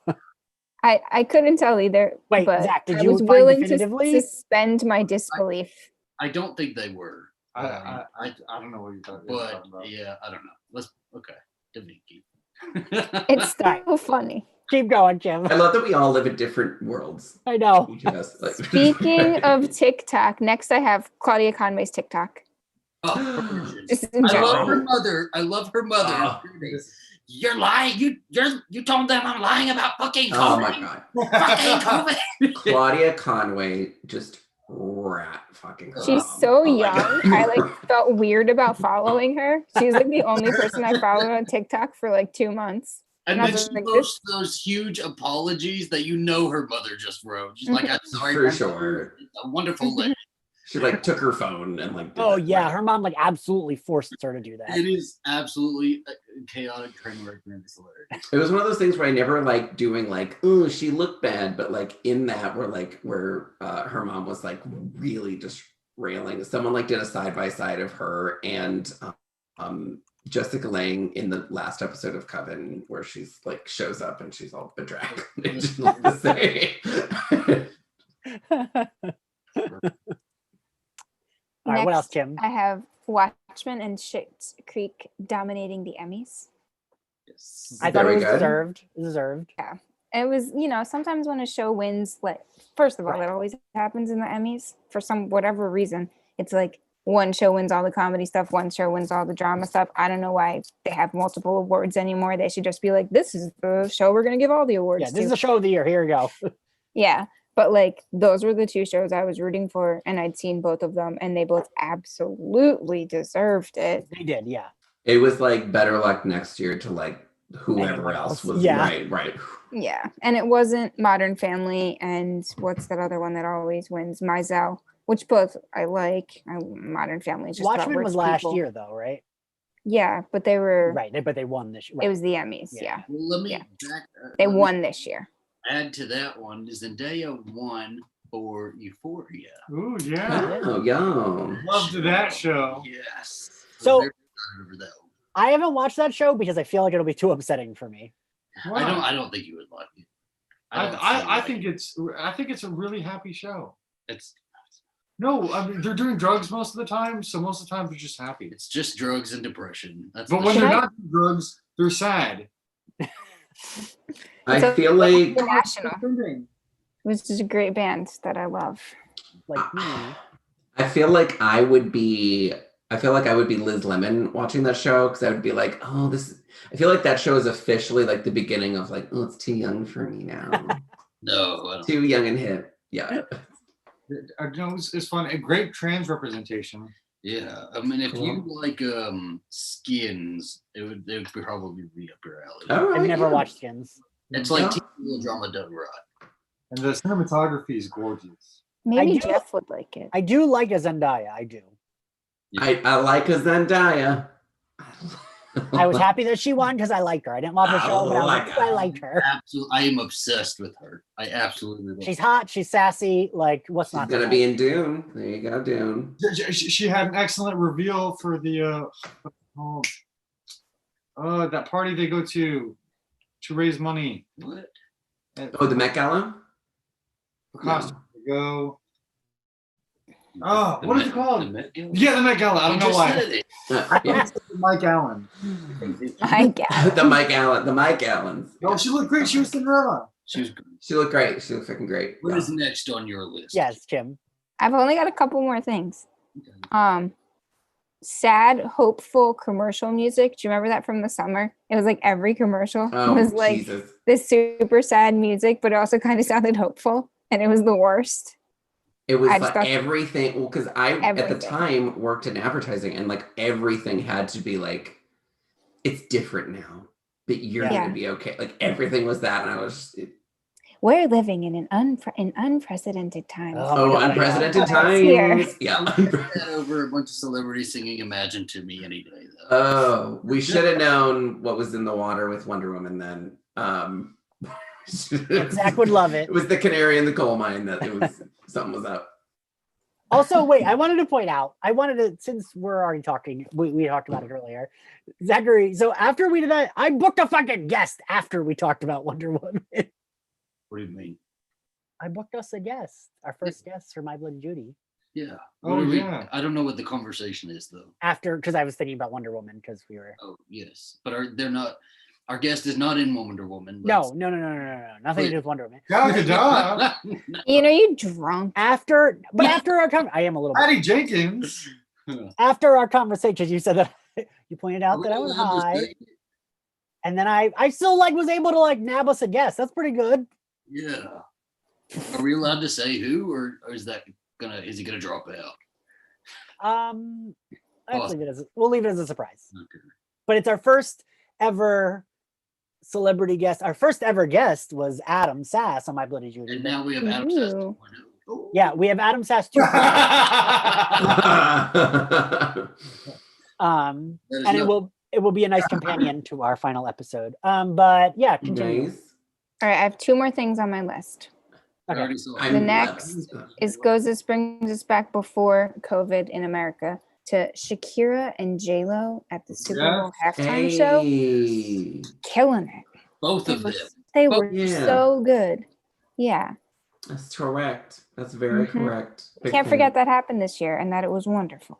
You gotta just hang on It to was all really those good. good January, February vibes. Yeah. Oh, that's why I watched And it. then finally, the Hamilton film, which Mm. I may be the only person that cared about it, but I was very excited. It brought the country together. My brother texted me It did bring about the the Hamilton film, country. which was very exciting because I taught a class on Hamilton, full disclosure.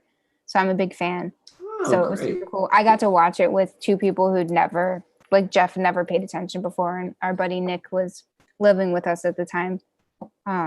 So he was part of our bubble. And then my brothers texted me about it. Esme she wasn't allowed to watch, but she could listen. So yeah, it was really exciting for me. And I'm glad that, because it was supposed to be in like theaters in November or something. And it was just super nice that they dropped it. Oh, that was going to be in theaters? Or something. I mean, they changed the date at some point, and they were like, we're going to release it on Disney Plus in January or July instead or something, I think. I don't know. Or I'm making the part of it was supposed to be in theaters up. All right. But yeah, that was a big deal for me. I have my own list, and it is a question mark because I don't remember anything that happened this year. I went on the internet and did research, Zach, to remind myself about things. Just so don't feel bad. I'll stay embarrassed. Don't be embarrassed. I'm just okay. Go ahead. What? His list was a question mark. He said that was it. Joke, Ian. Now you ruined my joke. Yeah, just laugh. Just laugh at this. Laugh at the clown. I will go through some of my real quick. Okay. Off the top of his head, look at it. Off the top of my head, that's how I do it. That's how I do it. I don't write nothing down. I have checks on my list and everything. So Bly Manor, which I knew everybody kind of vibed on. I liked it. It was one of those things where, Ian, I know you and I had this conversation about my jinx. I jinx things. So when I start watching a show, that show dies right away, or that becomes the season where everyone goes, that show isn't good anymore. That's always what's happened. I start every time I watch a show, like in the middle of it, if I'm like, all right, I'll check in on that. That's definitely at the time when like public opinion starts to turn against something or whatever. And it was definitely the same case here. I was like, I want to watch Bly Manor, and then everybody was like, oh, it wasn't as good as the last one. But I really I think it's unfair to really compare them as it's true. Season 2. They're two different shows. Yeah. I think it's fair to compare them because they are supposed to be, they're the same creative team, they're the same actors. I think there's nothing wrong with comparing them. I do think Hill House was better, but I still think Bly Manor was good. It just is totally different because it's not supposed to be. I think Hill House was more like intense scary. This was more slow burn. Yeah. Old school. This one was way more like depression. Like this one was like this really leaned into the ghost stories as depression metaphor. Are they both Shirley Jackson? No. Okay. Henry James. Yeah, Hill House is based off Shirley Jackson, and then Bly Manor is based off Turning of the Screw. Yeah. And Alistair and I, we read Hill House this year for book. Read Hill House, which is very different. Very boring. A lot of people who are big Shirley Jackson fans felt a certain way, felt complicated ways about the show. I know a lot of Shirley Jackson fans. I'm an English PhD graduate. I graduated. I think for these shows, you really have to like juice it up and gin it up. So I think a lot of times when these shows like really hit the public, you know, and it's like the book. Well, that's why they had complicated slower pace. Feelings. Yeah, right. Yeah. It's hard to. Were you gonna say, Alistair? Oh, I Hill House just felt more like slightly inspired by the book, and rather than about. Okay. It was good. It wasn't like I get why people really liked the book, but I didn't love it. I didn't like it. Alistair's very nice, so. It says boring. I say boring. It was definitely a lot more cerebral. Turn of the Screw is better. I've never read Turn of the Screw. Oh, Turn of the Screw is so good. Yeah. So the thing I don't like about it, and Cam, I know that you'll know this, like Alistair knows this too, like it's very literature of the time where it's like, woman might think she sees ghosts, woman is hysterical, woman dies. Oh, that's also the Turn of the Screw. Right. So like that's also books. It just like for me, just like there was no payoff. It was very like This Mhm. woman's hysterical, but she's sassy in the beginning, but then she's hysterical and then she dies. She wears pants. Yeah. She rides a bicycle. And like I get that like for the time that was like the thing, but like reading it now in 2020, I was just like, and then she dies. Like, come on. So I just looked up. I just wrote down these things to watch, but then it occurred to me that I didn't know when the new Sabrina season was dropping. I was about to talk about that. The 31st. I'm so excited. Yeah, the soon. third one was early 2020, but yeah, I'm really looking forward to that.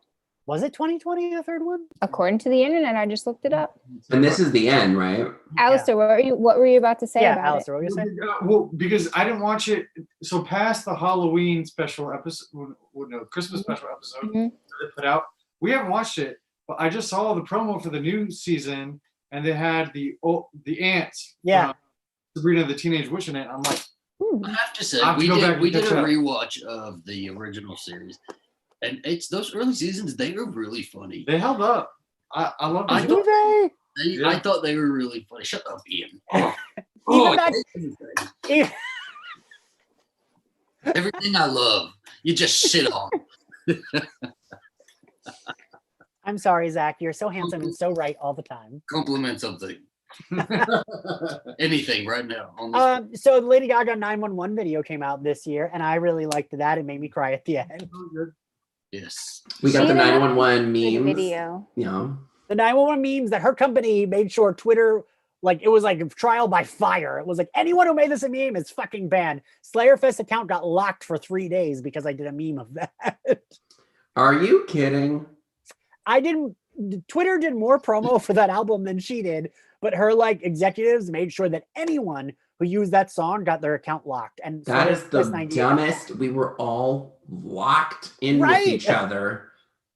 And people, that's how you get a single out there. Because again, I didn't even know about 911 because everybody was talking about the other singles. This is Right. how you get like, Yeah, no, they locked my account. You and I tell was him, like, Adam. I'm like, telling, I'm shit. just, I've had it with, I've had it. Right. I've had it.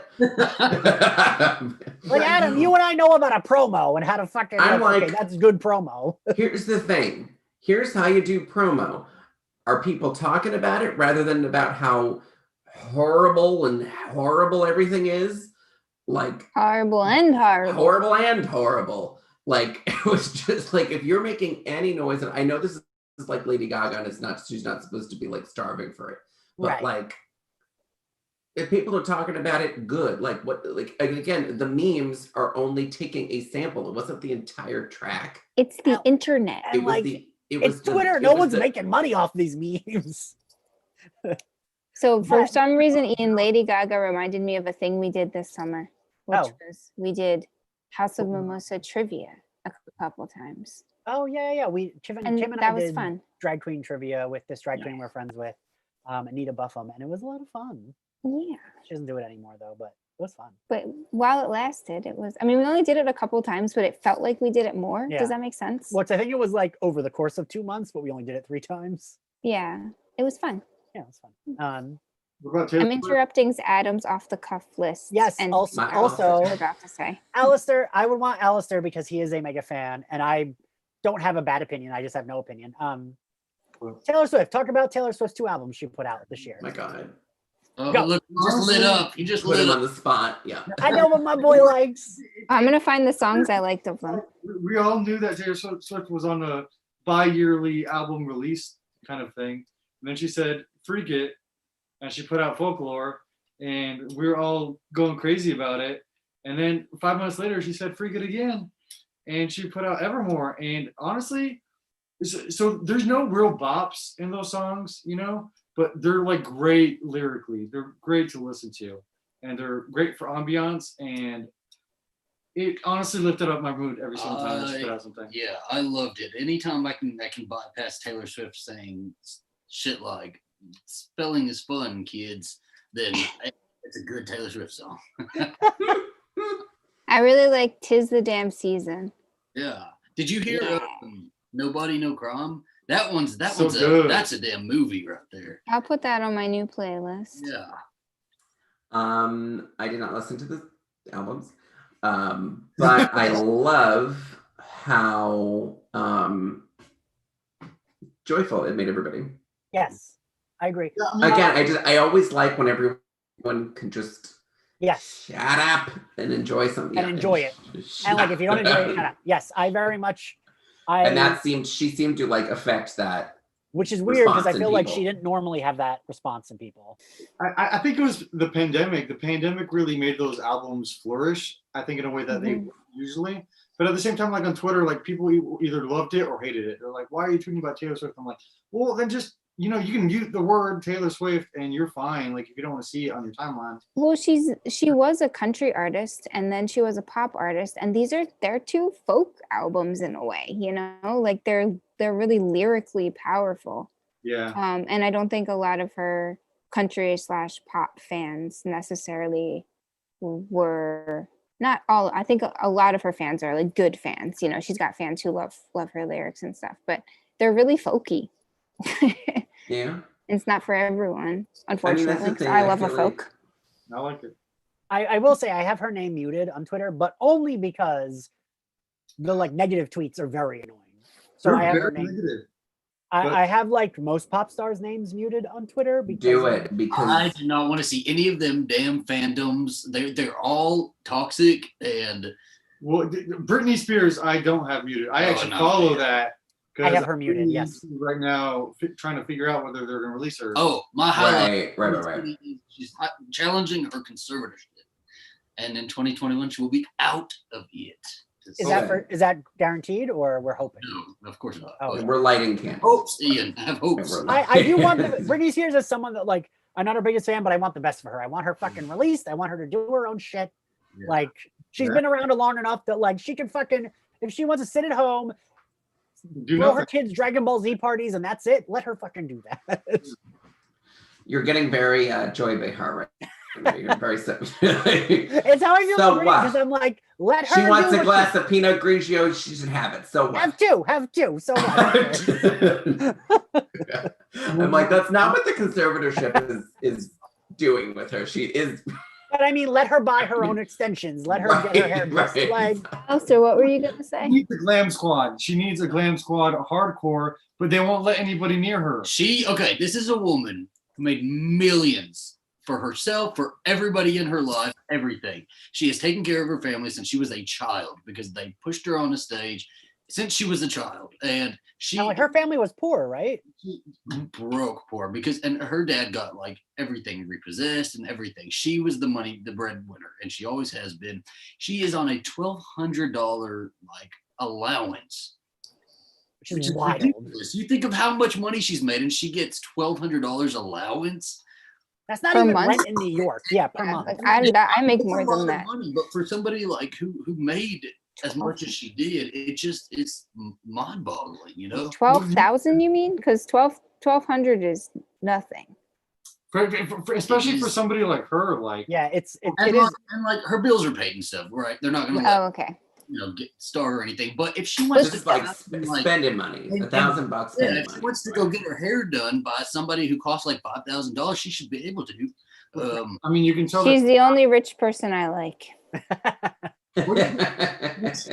She talks about in an interview. She's like rich privilege. She's like, I don't understand why. Like, no, she did. Oh no, she did. I've seen that. Yes. Why do I get all this stuff for free? Yeah. And then people get like nothing for free. Like she does something like when I was poor, I didn't get everything for free, but now that I'm rich, people send me things for free. Why is that? That clip is great. Yeah. With Britney, like it's one of these things where like I'm this is where my Marge Simpson jumps out because I'm like music is none of my business. I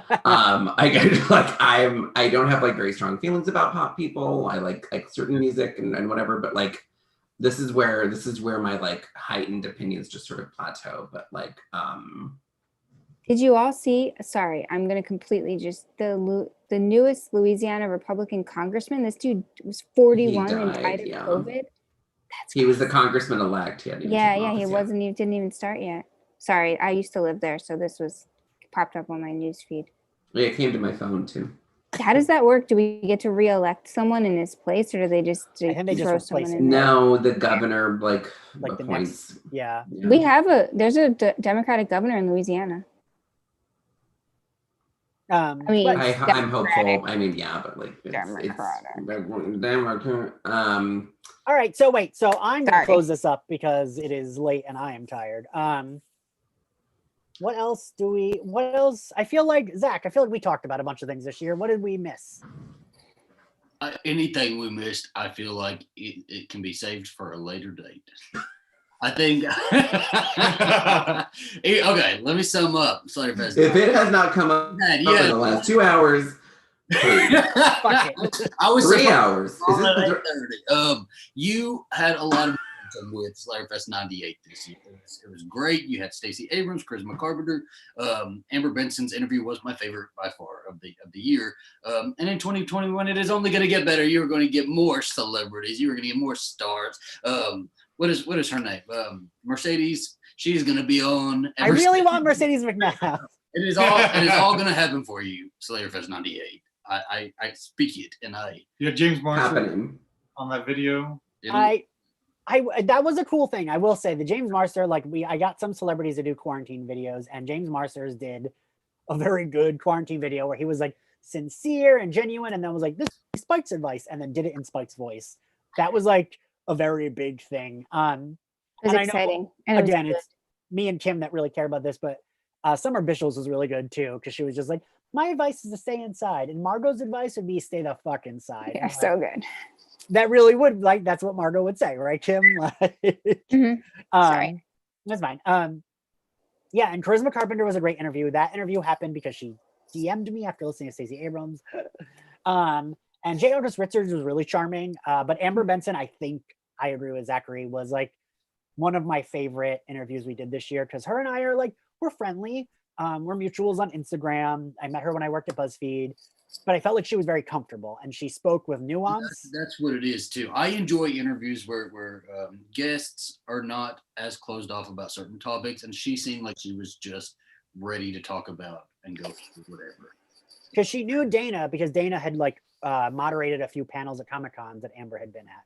So she knew Tara's death affected so many people, and maybe you had heard her talk about it before, but I'd never heard anything addressed about Tara's death like that, and that had an effect on me as a kid, and I didn't understand why and all that, and it was really nice hearing it come from her, her as a 26-year-old, and hearing her, and it was like a little bit of closure that I didn't need, but was very nice to have. I will say, I really, really appreciated what she said about Joss. And she was like, it wasn't out of cruelty. And I truly believe that, whether it's because it's true or for self-preservation reasons. That was very relatable when you're just when you think of a family member or someone you care about that maybe made a bad thing, you're like, I need to believe they didn't do this out of malice. I need to believe. And I really liked that and appreciated that from her. I thought that was really real. And Luke, who is also in our chat, sent me the original shooting script for Conversations with Dead People, and I text Adam about this. It is what? What are you laughing about? Nothing. I can't say it on here. I'll tell you later. And reading that script, I understood why she said no. Always felt like I wanted her to be there, but reading the script, I was like, it was mean. No, it was too cruel and too mean. Hearing Tara, reading Tara telling Willow to cut her wrists and be like, make sure you do it the right way, is just too cruel. So I understood why Amber Benson didn't want that to be her last appearance on the show. That makes sense, because that's harmful, not just to the character, but to the audience, to the one good lesbian, the one good gay couple. For that to be her end would have been. I mean, right, Adam, you're right. Why, right? You wouldn't want. No, you can't do it's just one of these things where it's then you just get into this whole thing where it's you shouldn't have killed her off at all then. Right. You shouldn't have done it. You shouldn't have done it then. But once it's done, you kind of do preserve whatever good vibes you want, because it's just, I mean, and in Surrender Your Sons, it kind of goes there. It goes to the dark places a few times. And I was always very, very careful when I did it. And I was like, okay, it has to have a really, really damn good reason why I'm doing it. And a lot of times it really is because I wanted this book to really show the consequences that could not be undone of conversion therapy. and I couldn't do that and have everyone get through it unscathed. But kind of just understanding the responsibility of like what you're wielding and I think that was probably the understanding of queer storylines was too much in its infancy. Yeah. When Tara was killed, because otherwise I do not think they would have made that same choice today. Well, and there's darkness in the world. The world can be very dark sometimes, and like I like a darker storyline, but something like that, if there's because it wasn't her, right? It was the first, and so with something like that, there was another way to do it, and so going a different route was the better choice than using her, and And I mean, it was too cold. Yeah, if there's a different way to go about it and still get your point across that this is a big bad, then go the other route. The way she acts out her mouth opening up everywhere. And I feel like I would have hated to see that be Tara, right?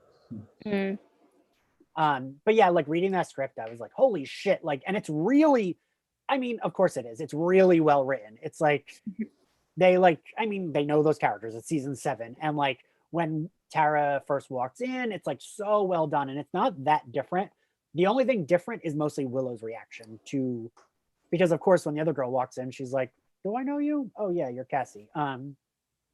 And like she's not that like excited, but if it was Tara, it's like she has a panic attack, and we see her like fall out of her chair, and she's like sobbing.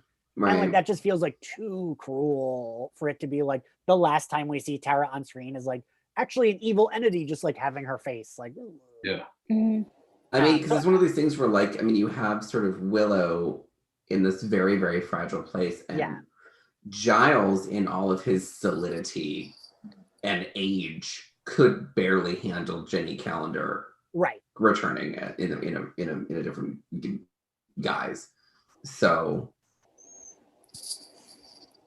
yeah, I think, and Jared even said in the chat about like the first is Tara telling Willow to die. That would have been like too awful, and it really like I think it's like harmful on a different scope than like just being cruel. It's like to your queer fan, and like you said, Adam, it's like it was in its infancy then. I don't think someone like Joss was like thinking about that. If it had happened, if it had gone through, it would not have been like nuclear, the worst thing in the world. It just would have been. It just would have been one of those things where it would have been like pushing a wound. It's pushing a wound to all the like it just coming off of that season, because that capped off season 6. That sent Willow on this huge downward spiral, and we're supposed to like I don't know. It's just.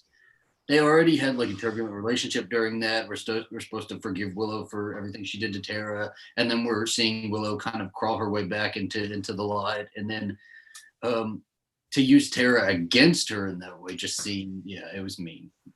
So. But yeah, I agree with you, Zach. I think that was one of my Adam. What was your favorite episode we recorded this year together? The Summer of X-Men stuff. Like I think it really was. Yeah, I think it was. Oh God, the one we did with Days of Future Past. Yeah, Days of Future Past. We did it with Aaron and Stephanie. Like it we had just so much time. We had like such a good time, and we were all little 3 sheets. And again, it was one of those movies that like it's good. It's a meaty movie. There was like good stuff to talk about. It's sort of the last well-regarded movies, and also it has enough dings to it that you could kind of feast on the zebra carcass a bit, because it was directed by anonymous and anonymous, and so you had that going on, and then you had a whole bunch of stuff, but it was one of those things where it's just a very rich movie, and plus I'm like your guests you got on that were just stellar, and we all that was like such a weird like random like I gave all of them. I think so it was Caramel Horn, who's the blurred girl, Aaron Reese, who's a friend of ours, and Stephanie Williams, who's great. And like one of them I was like, hey, come on for this episode. The other 2 I like had given them options, and then they all happened to know each other, so it was like very much like we were like hanging out with friends, like right. It was familiar. Very, like, and they created such a warm vibe. Like everybody was on we found that rhythm where you could talk, and it never, you know how like in the Matrix where Morpheus is walking and he's kind of just very casually gliding through people, the crowd of folks, and then but keep smacking into people. Like sometimes, through no fault of anybody's, sometimes you do talk over people and then it does turn into that like but like with that episode, something about the chemistry or whatever, it just flowed, and there wasn't a quiet moment in it, but I don't think anybody ever talked over anybody once. Like it was just this and talk and build and build and build. It was Kim, what was your favorite episode that you were on for? It has to be Summer Bishel. Because I was like super pregnant when we did that one. Oh, right. You were still pregnant. Yeah. And I was just like locked in the bedroom with like balancing the laptop. I just really remember like the physicality of it. And I don't know. And it was just it made me, and I hated being pregnant. Like it was terrible. Like for like 9 months, it was bad. So I gotta say, you're always honest about that. So many people are like, it's beautiful, it's great, you love being pregnant. You're like, no, it wasn't good. Some people do, and some people just don't have any issues. So I was like done. But like, I don't know, I had a lot of fun with that. It made me forget like how terrible I was feeling at the time. But I mean, Juliet Lando, like obviously like a close second, or like on maybe a tie. But she was great. Yeah, she was really good. Yeah. All right, so I think we're gonna say goodbye because we've been on for a long time. God, we've been on for 3 hours. Jesus Christ. I love all of you. Thanks for joining us. Thanks for listening. Thank you to the 4 of you for being part of this podcast and always being very supportive. I love all 4 of you. You're the only people I sent Christmas presents to. Kim, yours haven't been sent yet. They're sitting on my floor right here. I sent Christmas presents. But yeah, so you all know where to find us, and thank you so much. Bye.